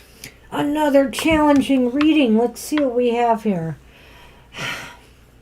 So it's what is the reason Alika likes Asika? Okay. Well, we got all these reversed cards. I wonder if it's because maybe Alika likes Asika because she can she can deal with some of Alika's weaker points. I almost think this is, do you know what I'm saying? I almost feel here Alika likes Asika because she knows how to, or he, I shouldn't assume, but they know how to really kind of help them, find the will and the strength and determination to move forward in their life. And maybe also accepts them when, when they just don't, how could I say, when they're not at their best. They're more accepting. And I feel here the Page of Pentacles, there's on another level, they may really click. They may feel really connected with one another. I feel here, maybe with the Page of Pentacles being here, I'm not going to say it's a sexual bond per se, but there's some kind of physical bond. They do complete each other in some way. Well, I don't exactly understand Alika from Asika, but I feel one of them, maybe it's Alika towards Asika, feels they have more willpower than them, or that they have less willpower than them, that they feel that they need them to make decisions, or they like them because they can make the decisions. Oh yeah. Well, yeah, that's similar. That's yeah. the Magician reversed. Mm-hmm. And maybe too, that they feel that they're dependent on them for some things. The Ace of Pentacles maybe saying that they're in a position where they need something more from Alika. And then Alika sees them maybe as somebody that is, in fact, looking for something. The Page of Pentacles has a questing quality. So I feel like maybe it's both of them. They each see in each other qualities that they would rather have, either a weakness of will or an inability to be very productive. Maybe they just don't feel that they have skills or abilities to utilize, and so they see that in the other one. Well, I know it's a little confusing. Well, I know, and if I just stick with the question as it was, why does Alika like or Asika? Then I feel it's because, in a sense, Asika helps guide them through times that are turbulent for them, whether it's financial or career difficulties, or it's just, it's almost like Mr. O said, he touched on something there when he said about making decisions. Maybe they're more able to make decisions or encourage them and give them the motivation to do things that they themselves lack. And the Page of Pentacles here, well, maybe there is some financial thing here that I'm not seeing either. Some financial advantage. Right, that they could bring some sort of financial stability to them or help them somehow. Or help them achieve it is possible there too. I want to throw the Lenormand and see if I get something else on this as well that might clue us in more. I see what you said there. Maybe they don't like each other. Well, it's more like they need each other. It's almost as if, and it might be, I will say, it might not be the best of relationships. I mean, it could be a codependent kind of relationship. Yes, that may have been the word I was looking for. Did you buy more Halloween candy for the event? I see them. No, okay. Well, there's a couple things. There's Lifesavers. There's also, is that Haribo gummies in there? No. Really? That may be from the other day. Maybe I packed things together. Don't make me get up and go look. I'm telling you, there is no more. There'll be heck to pay. I'll tell you what I did. Okay, hold on for a couple more cards, Susie. Says interesting. Okay, so you got rats. That's irritating things.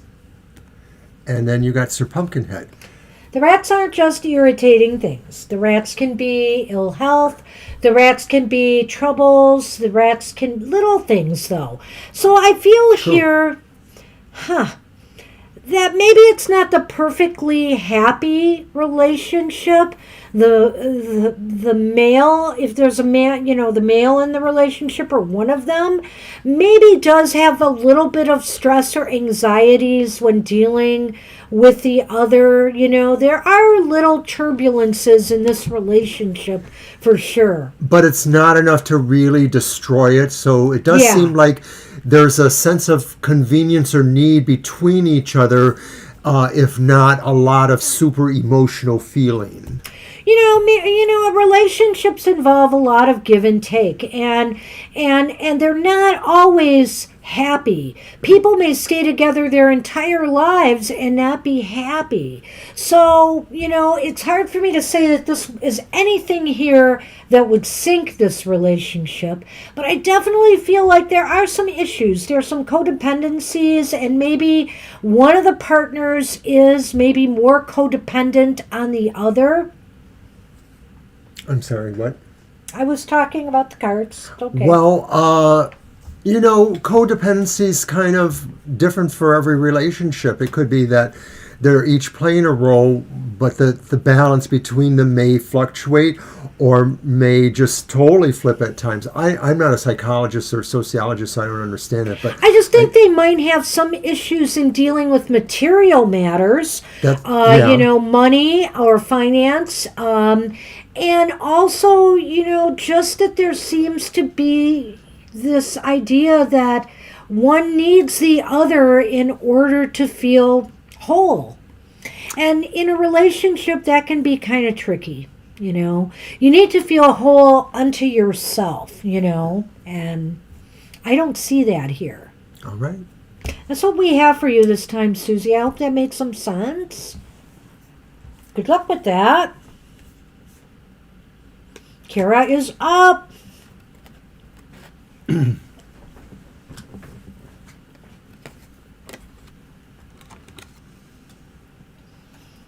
Thank you. Uh-oh. I just dropped all my Lenormand cards.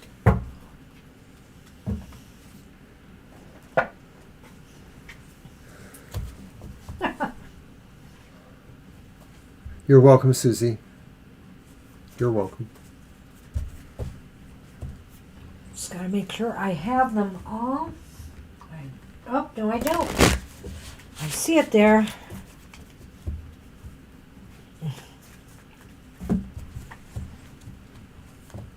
Oh, I do have them all.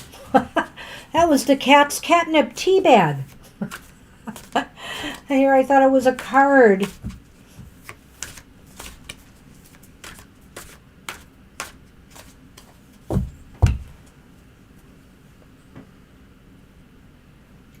I cannot reach it. Oh well, I don't need it. Thank you. You're welcome.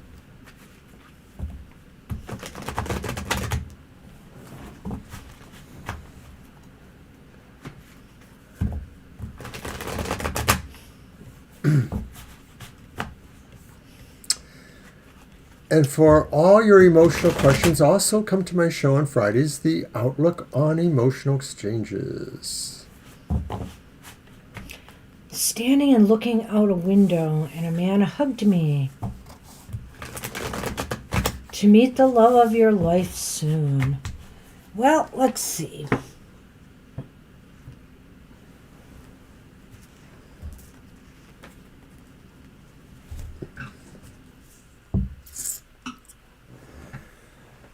Okay, we start off with the reversed Two of Swords. And then the reversed Five of Swords. Indeed. And then the Ten of Swords. Boy, he had to pick the Gothic tech for this, eh? And it sure is a Gothic sort of answer.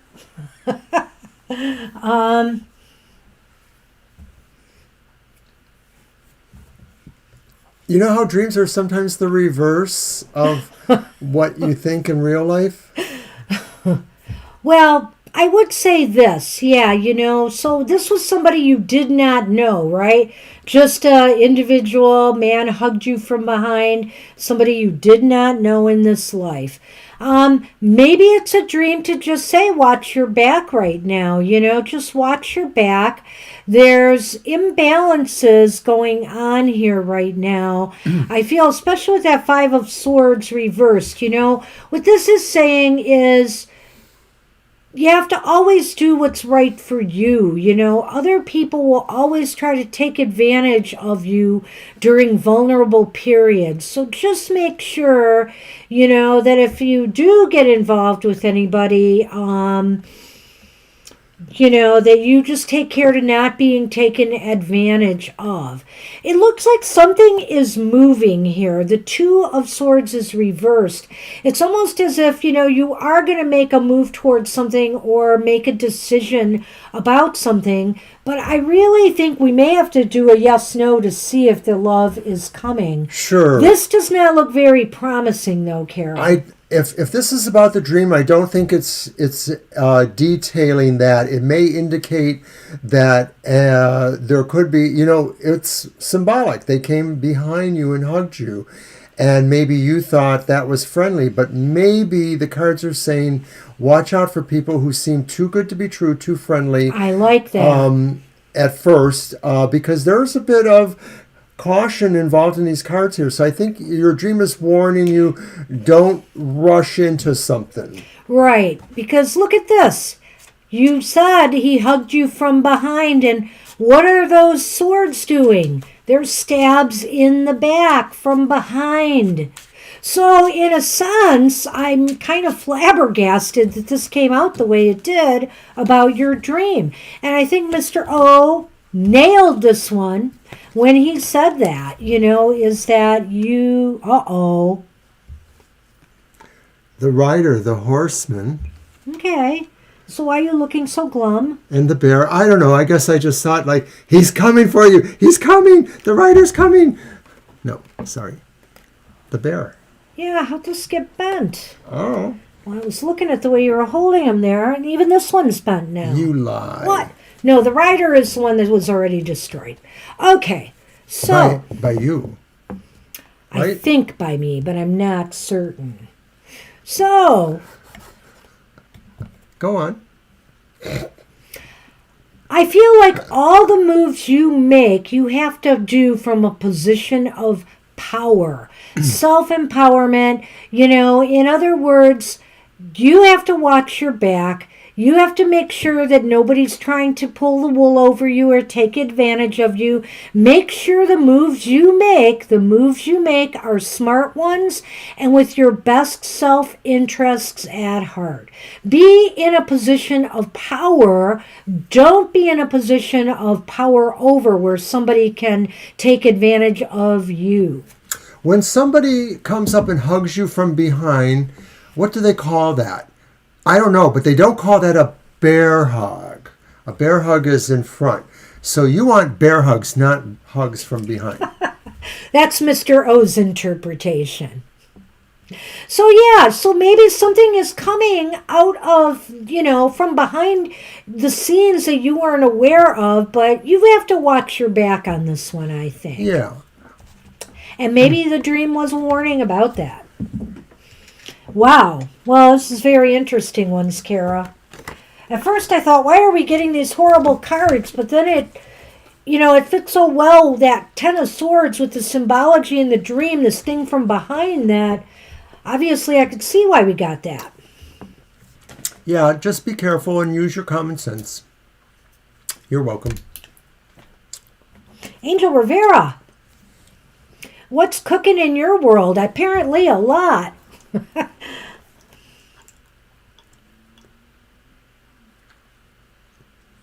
Wow, look at that. We really got through our list. And I was so doubtful. Well, we still have 1, 2, 3, 4 people besides Angel. Yeah, well, and you're short-staffed, so I figured it wasn't going to be an easy time, especially at this time of year, too. All right. Yep. That's your deck. You got it, mister.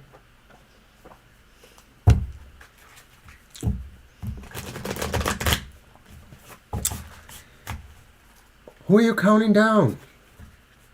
What the hell? She's Mr. O. What? Oh, she was probably saying 4 or 5 people left. Oh. Sorry. See, he's not keeping up. He thinks he So what's keeps up, Carolee but saying? he's not. What? What's Kara saying? 8. I think she's messing She's with crazy us. as an 8? Crazy Okay. 8s. Okay. That works. 10. Show me your picture and I'll tell you if you're a 10. That's okay, Violet. You know, I was on it. I was on it. I don't believe you. Any of you. All right, here you go. Oh, we're back to the horror tarot. Yes, I wanted to do that one for Angel. Yeah. I don't know why. Maybe the horrors of overwork. Not a booger. Some of my best friends are boogers. Don't bend those cards. Make me. I'm going to get angry. You're going to have to buy me a lot of new decks. Over my dead body. Or possibly yours. Or we're going to only have to use 1 or 2 decks all the time because I'm not going to let you ruin all my decks.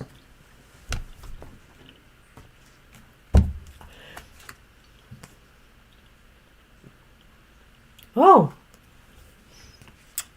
We have the 7 of Wands. And of course I'm going to look at the bottom. The 7 of Wands.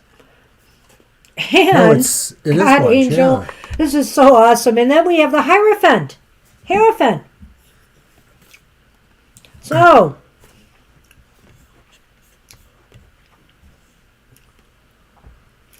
the 7 of Wands, again, it's trying to keep your head above the fray there, you know.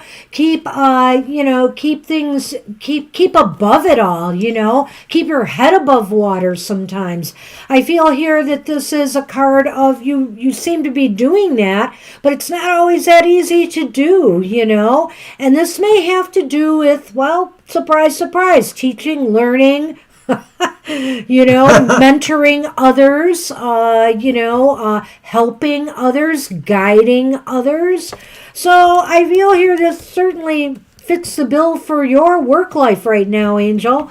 Definitely. What do you see, Mr. O, as you're playing there? I see Isabee's got your number. What? Okay. But, okay, so the 7 of Wands... The 7 of Wands is really about, being able to do more with less, perhaps. You know, traditionally you're standing above the fray, but you don't care as much because you have a vantage point. What's going to happen next? Stay there. I'm afraid Seriously? if we ever got around to Kara, doing are you responsible? bloopers or outtakes from TFT, 98% of them would be Sunny going, knocking over things. So the Hierophant is kind of interesting because that dark image there appeals to me, the idea that maybe conventionality and conformity has a dark side, has an oppressive side, has a side that says, no, we're sorry, but you do have to do less with more. Well, I look at this as just being in your sphere of what you do. And although I can see this here that, right now you are kind of trapped by, by the time of year it is and all of that. So I can see why being short right now, because is midterms over? Are we getting towards midterms now? No. Yeah, it would be midterms, I guess. Yeah. I don't know.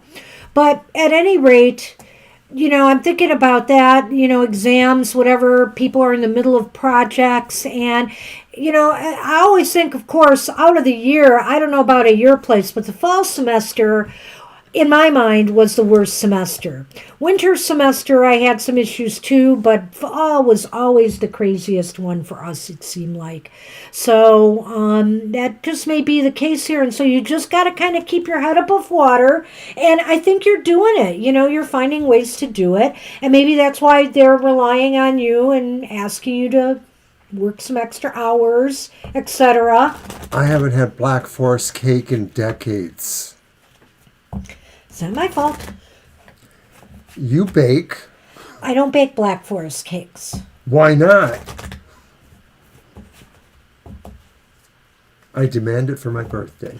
Ah! So you have less than a month to learn how to do this.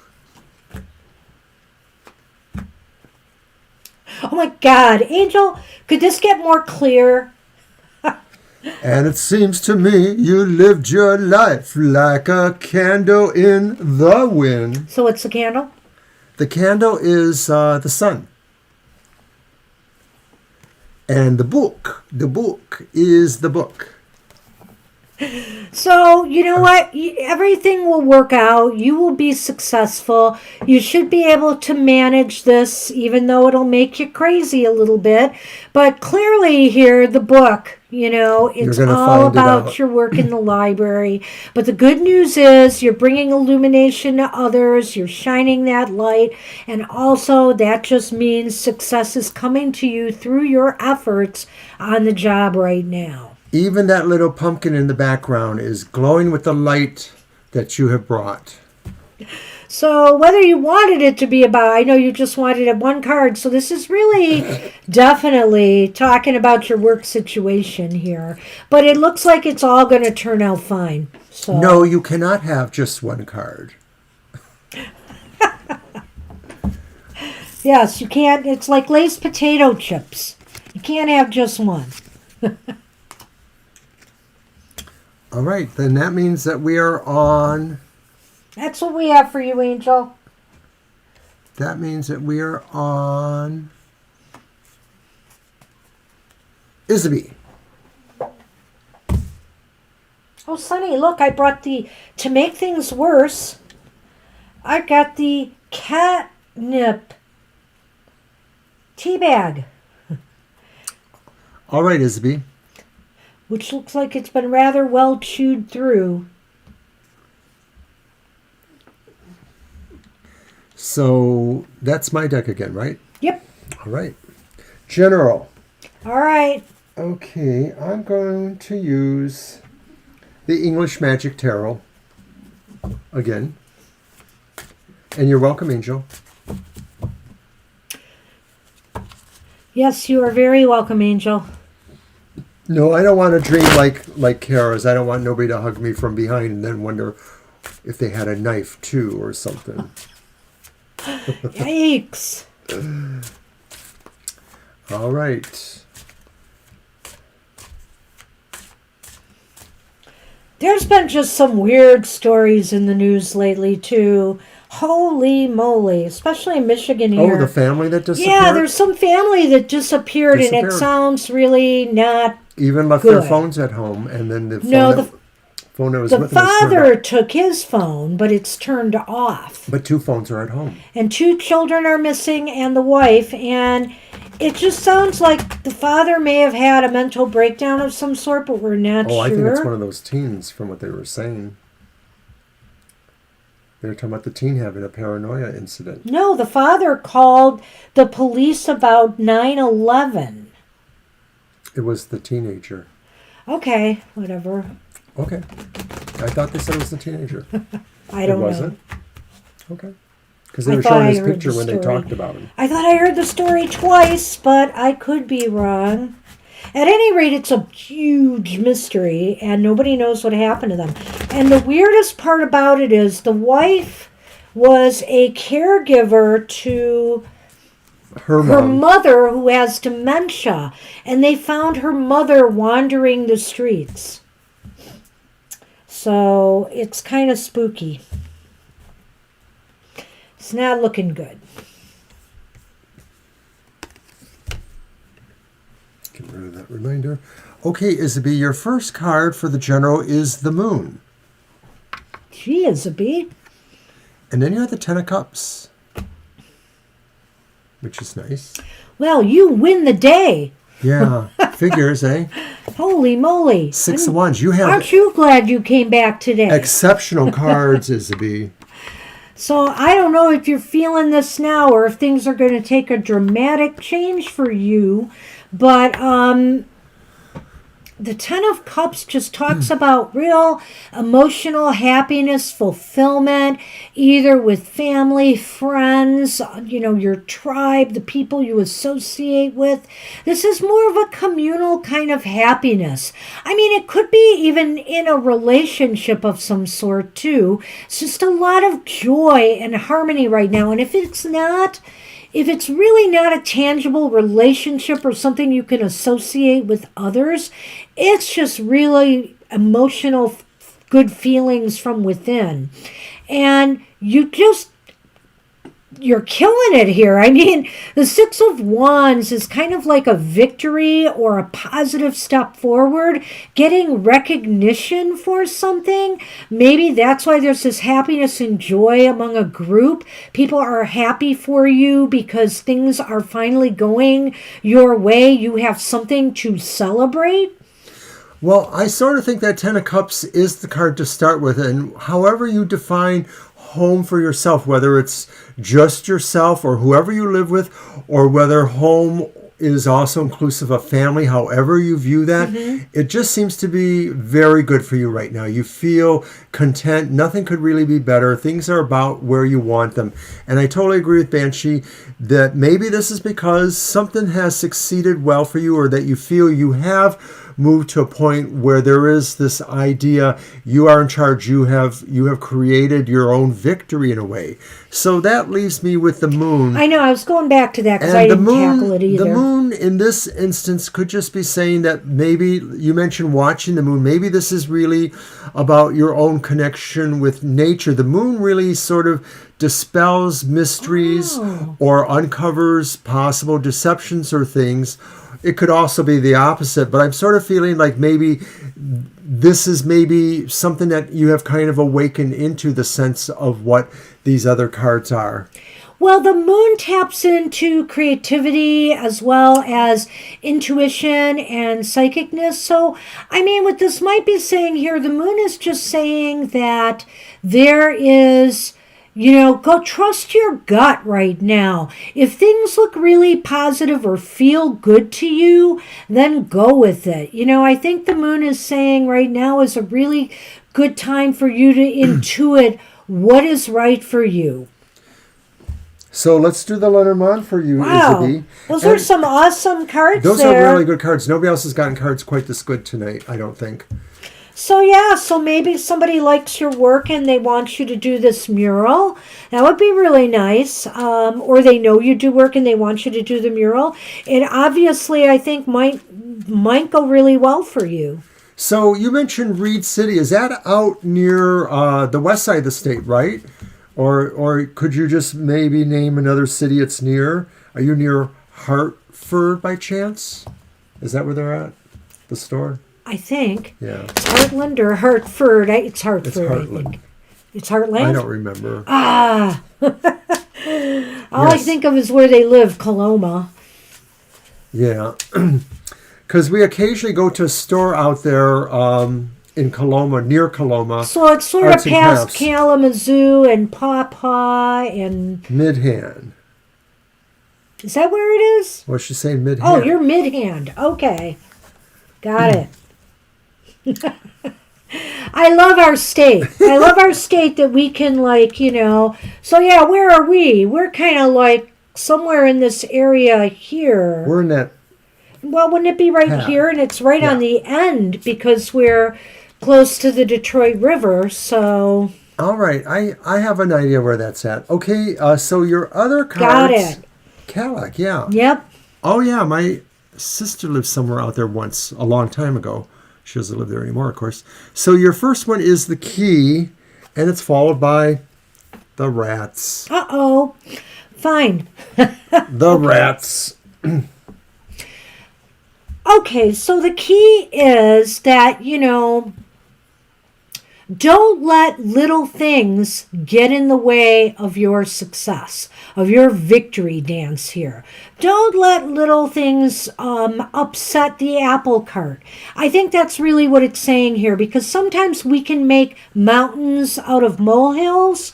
And so the key to continuing on this happy course is to make sure you maintain perspective, and any little things that come along, you just treat them like the little things they are. Well, when I hear about what your life is like, and when I see those first set of cards, and then the second set of cards sort of seems like it's really the opposite, but I think no. The first set of cards is because you already do the second set of cards. You already know the key is not to sweat the little things, to not let them bother you. You have a sense of how you can factor in all those aspects of your life, including moving yourself forward. Mm-hmm. That's what we have for you. Awesome reading, Isabel. Thanks for coming tonight. Again. Whoops, those don't go there.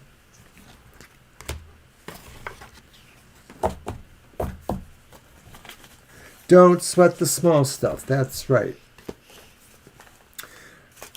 Divine you and okay. Yes, exactly. A gestalt, or there's another word I'm thinking of where the sum is greater than the whole, but there's a word for that. Mr. O is losing it in his philosophizing. Oh. So I thought Divine sort of gave us a question. Expected this week. We are 4 more people. I'm the team. What universe has for me? Can you go with that? Yeah. So what can they expect this week? 4 more people. I'm on the team. What universe has for you? Okay.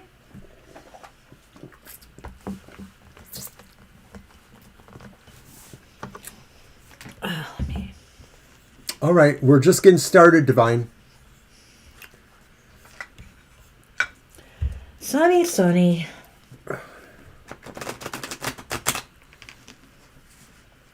Let's see if Sunny's a good witch or a bad witch. Uh-oh. That couldn't be more definite. Bad witch time. Sunny.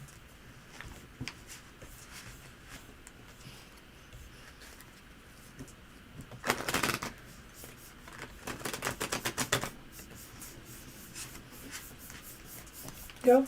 All right.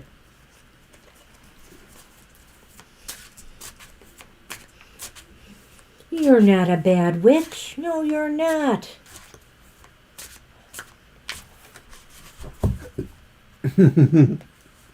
Yes, he has been. He has been. He knows it.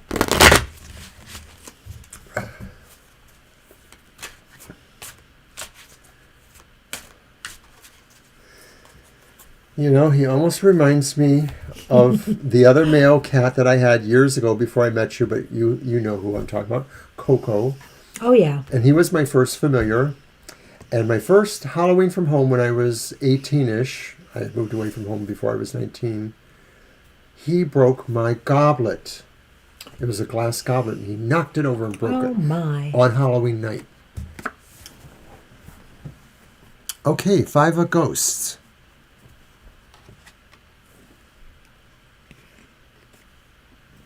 5 of bats, but reversed. So we have the 5 of swords reversed, the 5 of cups upright, and the 3 of wands reversed. 3 of wands.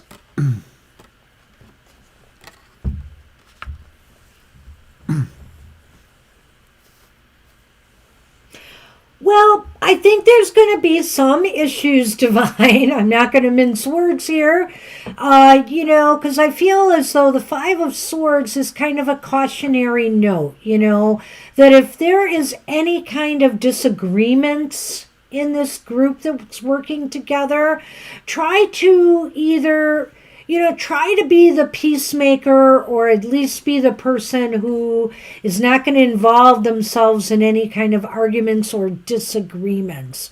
I just feel like maybe plans are going to have to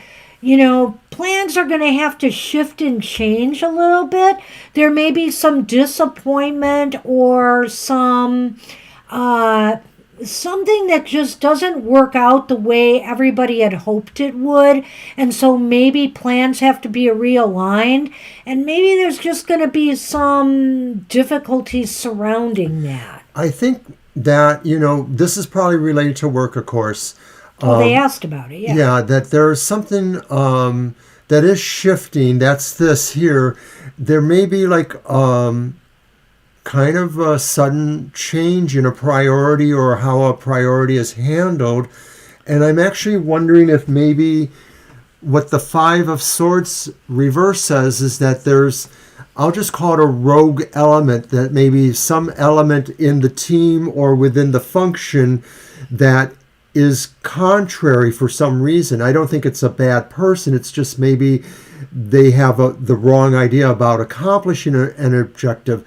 But I feel there's something rogue going on there. Well, you know what, Mr. O, when I look at that Three of Wands, to me, I'm almost putting this in a sports sense a little bit. Like somebody has moved the goalpost. Somebody has moved the net for soccer, if you're familiar with soccer or whatever sport, football. Somebody has moved the goalpost. And so now it just seems like you have to realign and figure out how to work together constructively on that to reach that new goal or end point. But what it looks like is maybe somebody will feel that not everybody needs to be there. Like maybe somebody's not pulling enough weight there. That's the Five of Ghosts. And maybe that's true, but maybe that's just somebody else's perception. And so it really does sound like people really have to find a way to come together more and figure out what this upset is about. So just be aware. And hey, this is only a snapshot in time. I mean, it may not be picking up the reality of what's going to happen here, but what I would say is with this Five of Ghosts, it just seems as though there's something that seems unsatisfactory about it, like maybe some opportunity was missed or lost, or like I said, the fact that they changed this, the plan, it seems as though now, you have to revision how to get there. And let's do the Lenormand on that and see what we get. Thank you. Yes, Sonny, I can shuffle here. Because you moved in the perfect thank you spot. for subscribing. We were going to actually quit because we're actually in our overtime. But because you subscribed, we will do a quick question for you right after the one we're on now. And we appreciate that. So go ahead and get ready to type your question in. Because we're nearly at the end of our show here. Yeah. Right, and we're finishing up this reading, so it's actually a good time. And we appreciate you subscribing. Thank you. All right. Okay, so the first card from Lenormand is the Blood Moon, which is the moon, and then the Deadly Flowers, which is the... What number is that? 30? 30? It's the lilies. The lilies. I'm sorry, I always forget. Divine, I don't want you to sweat too much. There is a, how can I say this? There is a silver lining here. And it's basically that I think it's just going to take a little longer for things to work themselves out. But the blood moon is here, and the moon generally means success at work. So I really feel here that it may take a little bit longer for everything to gel together the way it needs to, but success will eventually come. Right, that lilies really is about a maturation or evolvement process, and Yes. the moon is about success. So I think what we're saying is that if these various people with maybe some rough edges, as I said, or something like that, just have to figure out how to move with everybody. So it's really maybe a group process. You'll just all have to rub off on each other in that way. That's what we have for you, Divine. Good luck with that. Good luck, Divine. Thank you. It wasn't all bad news. No, it wasn't really. Okay, Olga, you can go ahead and type your question. Yes, please do. And then we'll do Violet Lotus and we are done.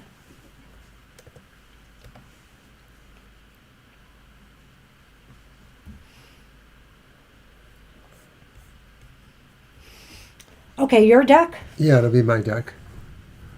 Why don't you use the secrets? I was gonna, even before they wrote the question. Well, we're on the same page. So I'm going to use my secret tarot. Don't leave home without it.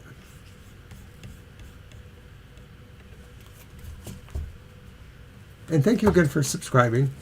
Is Kevin committed to a relationship or got options? Okay. Let's see what the 3 cards look like.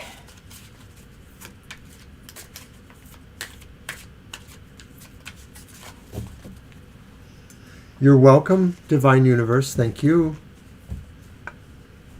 Oh, thank you, Divine. Appreciate you.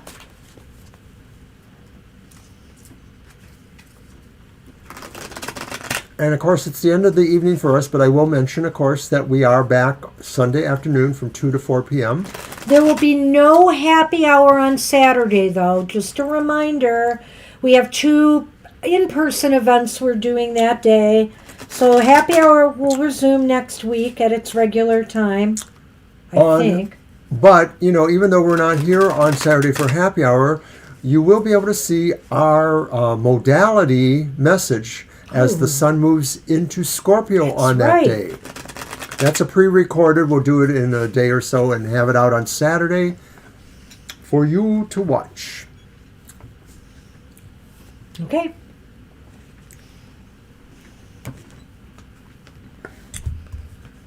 All right. First card. 10 of Swords. Ooh. And that's followed by the 6 of Wands reversed. Whoops. And then the Ace of Pentacles upright. Well, you asked it pretty straight up. You asked if Kevin is committed to the relationship or if they're keeping their options open. And it does feel Iffy. more like the latter. It does feel like they're keeping their options open. I wonder if they're coming from a place where they sort of feel like maybe there has, and I don't know, you know, you haven't mentioned a relationship, but I don't know if it's been a back and forth, if it maybe had a breakup before and then a renewal. So I'm wondering if maybe they possibly have feelings like that, or if they feel that there is something else that really hurts them in the relationship or makes them feel like they're not totally invested in it. The Ace of Pentacles troubles me because it sort of acts like maybe they're more interested in their career, or maybe they're more interested in a financial change for themselves or a materialistic change. The 6 of Wands reversed is probably indicating that they don't feel they have the winning hand here, or they don't know that they feel exactly what maybe you're wanting them to feel.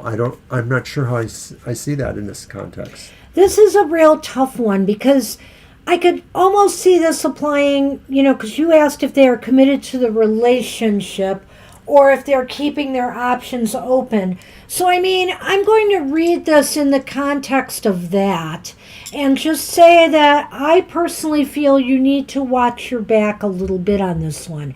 If you're suspecting or you're worried about, you know, possibly that they are just buying time or keeping their options open, you know, just watch your back.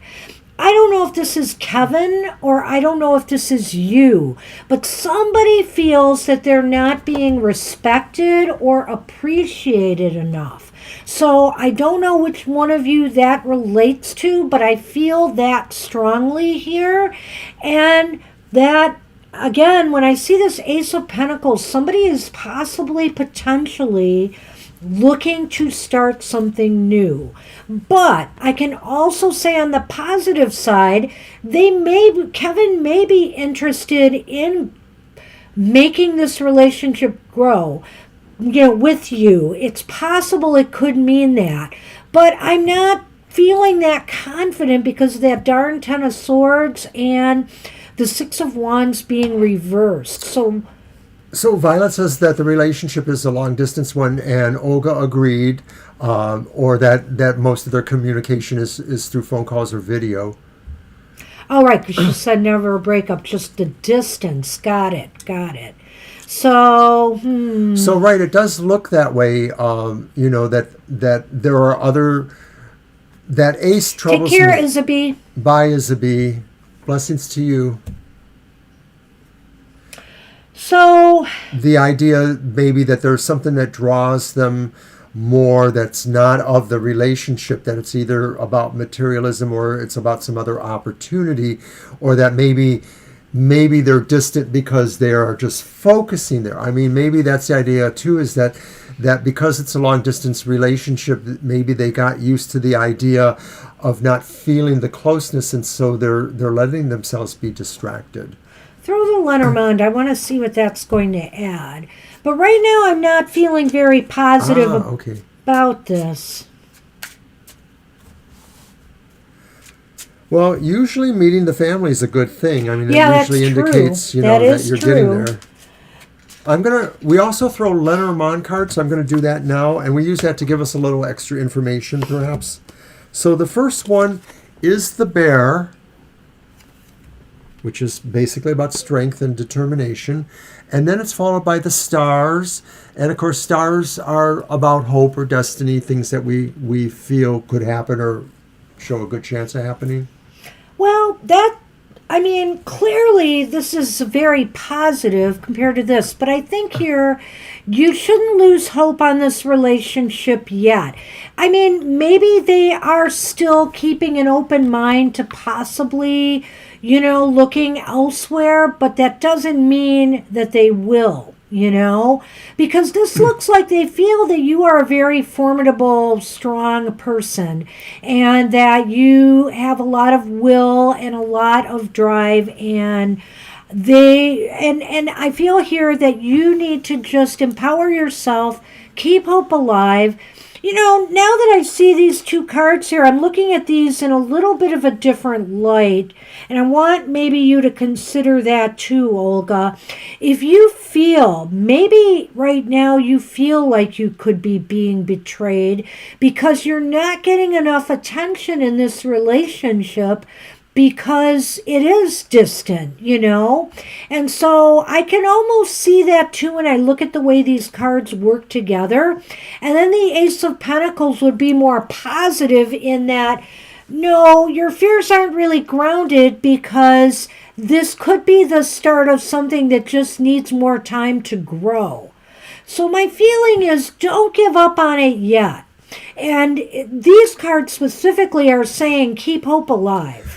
And Olga mentions that Bear is the nickname for You're kidding. Kevin. So that's kind of cute. Wow. Oftentimes, though, we would see the Bear card as being more about you, the inquirer, but not necessarily. It could not be an necessarily. indication. And so maybe this is saying, really, hopefully this is true, that your sense of a destiny or of a hope of a wanting to start a life together that has, success in it, influences the Bear. This card influences that one. So that's maybe what keeps the relationship live. And so it almost makes it sound like you got to be more the provocative one, kind of, reminding them or doing more to stay in touch. Maybe that's a feel I get from it. I don't know if that's the real truth, but it could feel that way. Yeah. I actually have a little bit more hope for it when these two cards came out. I feel like maybe, it's really hard. The distance does make it hard because there's so much uncertainty and so many things you don't know which could be going on. So I almost feel it could go either way, but with this showing so much hope, I really feel that don't give up and don't fall into automatically assuming you're going to be betrayed here.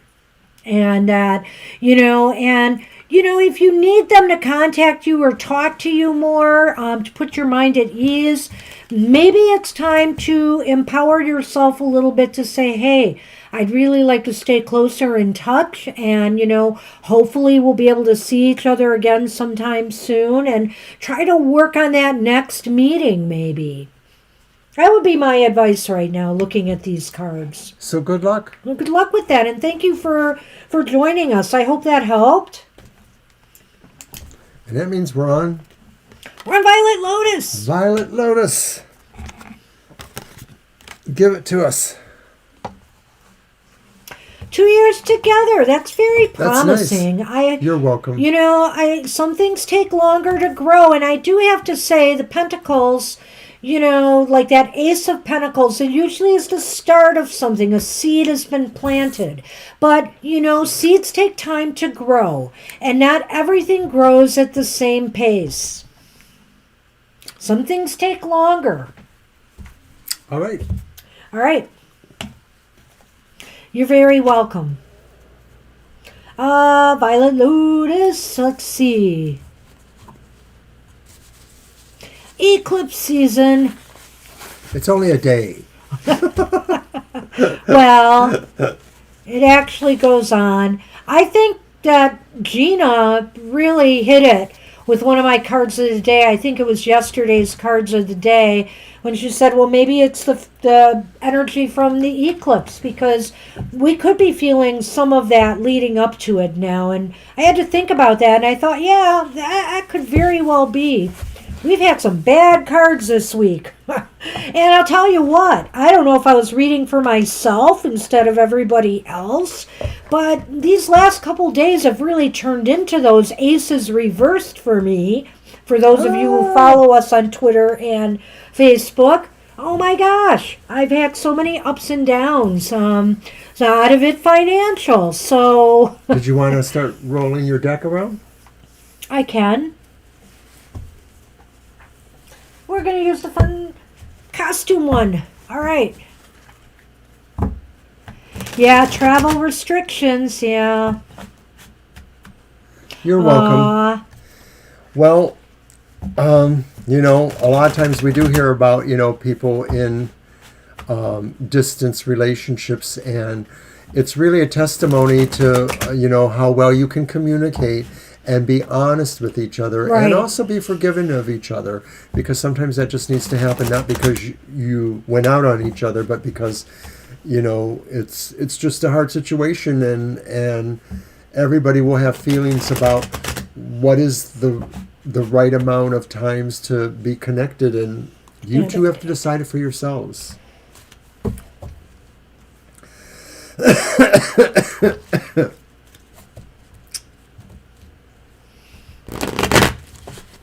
Oh my goodness, tomorrow's going to be so busy for us.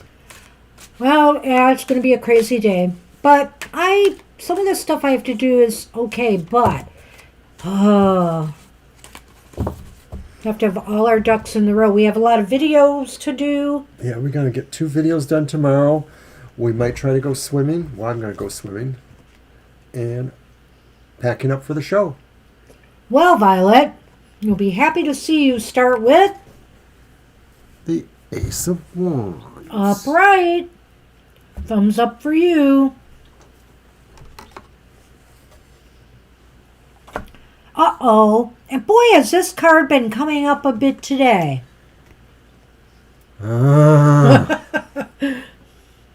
Five of Swords. All right. And the Star reversed.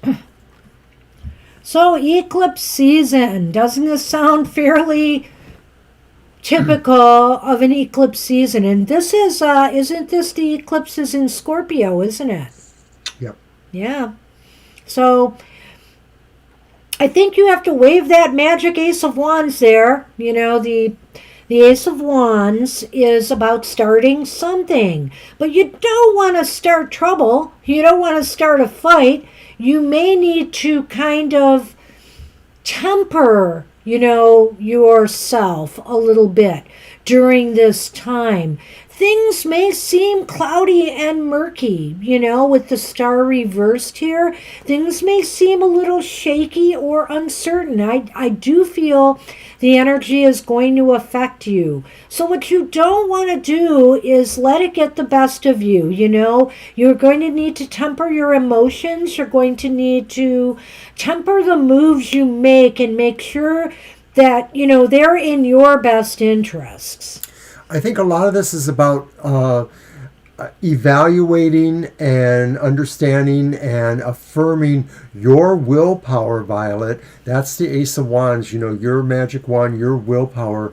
And I think where the test may seem to come is in the idea of the eclipse itself, because an eclipse is really, in a sense, about an opposition that the moon, the sun, the earth are at opposing nodes. Yeah, I wonder if that's really representing the eclipse. That effect, and of course, I always look at the swords, Five of Swords, as a card of oppositions that we have. So then maybe the clue is in the star reversed, saying to not make too many expectations here, that, the eclipse, like I said, whether it's a season or if it's just a shorter period of time, it was meant to maybe focus you that way, to understand the role your willpower plays on facing the opposition things in your life, but also to say, sometimes you can kind of relax that a little bit and not feel like the whole world depends on that happening correctly. That maybe, a week down the road, you'll still be able to look at that and kind of unify the concepts within your mind or how you want to operate with them. So even though it's murky, it's only a matter of time that things will right themselves again. And that's why I say let your higher instincts prevail, It's easy to fall down a rabbit hole during this time period, and you don't want to do that. Yeah, because it seems like 2 or 3 of the planets are still going retrograde too, so I don't know how all this stuff interweaves. It's not pretty. Yeah, I wonder I'm just kind of pensive. I just keep thinking, it's still before the midterm elections and so many different weird things are happening in the world right now. I'm just kind of pensive about what this eclipse might bring on a societal or bigger level. You see the big shakeup in Britain going on right now with Truss. Yeah, with Truss having to resign. So I don't know. There's a lot of shaky energy right now.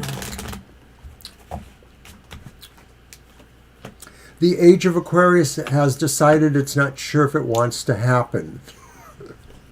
Well, there's good news, Violet. It may not look at it at first. The Sith, call it the Grim Reaper.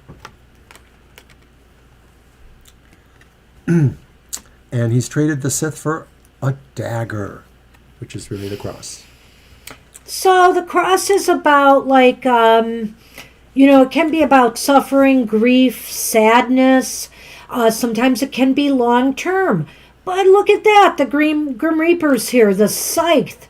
The scythe basically indicates, and it's interesting here too, let's not mince words about this, because they're both cutting implements, and so is that Five of Swords, So I would just say here that be sure that as you are trying to navigate some rough waters here, that you don't do things that will make it worse, For me right now, when I look at these two together, though, I almost feel as though it is saying this is just a temporary condition. You will be able to cut through it eventually. Yeah, I like that. I think it's really about you feeling that idea behind the eclipse, like I'm talking about, that what opposes us or what the oppositions are merit a study to find out what you need to cut out of your life, what you need to focus on in your life. Right, cutting out the things that are causing the grief or the disruptions. The eclipse energy is part of that, but obviously it feeds things in our life, energy to areas of our life that will cause disruptions. And so whatever that will be, you will be able to cut through it. Well, I wonder if this is a lunar eclipse, right? I think it is. is it a solar? I thought it was I think it's, I'm not sure. Isn't it a solar? Wait, maybe it is a lunar. What is it, Violet? No, is not the answer. Lunar or solar? Is it a lunar or solar eclipse we're hitting? Because I don't want to make a mistake with what I'm about to say. And I should know this, so I'm sorry. I think it's solar, too. I do, too. Yeah. Okay. Then I can't. Then this is actually a good time to do affirmative things. I think it's solar, then lunar. I could be wrong. Well, we don't know I join either. you with that. I'll know when I do my emotional exchanges or my material matters, and I look it up. Maybe just because it is the new moon, though, right? And it's Scorpio. I just think it's a good time to work on banishing things, maybe banishing energies or situations. It's got to be a solar eclipse, right? Because isn't it during a full moon that Please don't they make have my head blow up. Yeah, I'm not sure. My head's blowing up now. My head's blowing up too. Good gosh. We'll get back to you on that. Yeah, we'll get back to you on that. But the bottom line for me is I really feel that one of the things you need to do is watch what you say and how you say it, because words can cut as well as, actions. Wow. And sometimes even worse. So I would be wary of that. And just be aware that this is kind of a stressful time. And, eventually you will persevere and get through this. And then, all will be fine again. But I would just say try to, how about setting up some protective stuff around yourself, just to be sure. Do some calming meditations, etc., to make sure you're in a better frame of mind, so that if something comes up that's disruptive, you don't overreact. I think that's the key. That's what we have for you. Good luck with that. All right, Violet. And we're done. God, we're into major overtime on a Thursday night. Can you believe it? No, I don't. Well, we did have a birthday reading to do for Jano, which we were very happy to do for him. So I want to thank everybody for stopping in today. New subscriber, Olga, and some old friends who dropped in, Kimbobulated and Isaby. And always good to see the rest of you. And hopefully we will see you on Sunday. Remember, no happy hour on Saturday. It'll be many happy hours we're spending in the public. Have a great night too, Kara. Thank you. Thanks, Take care, everybody, and we'll see you soon. Bye-bye.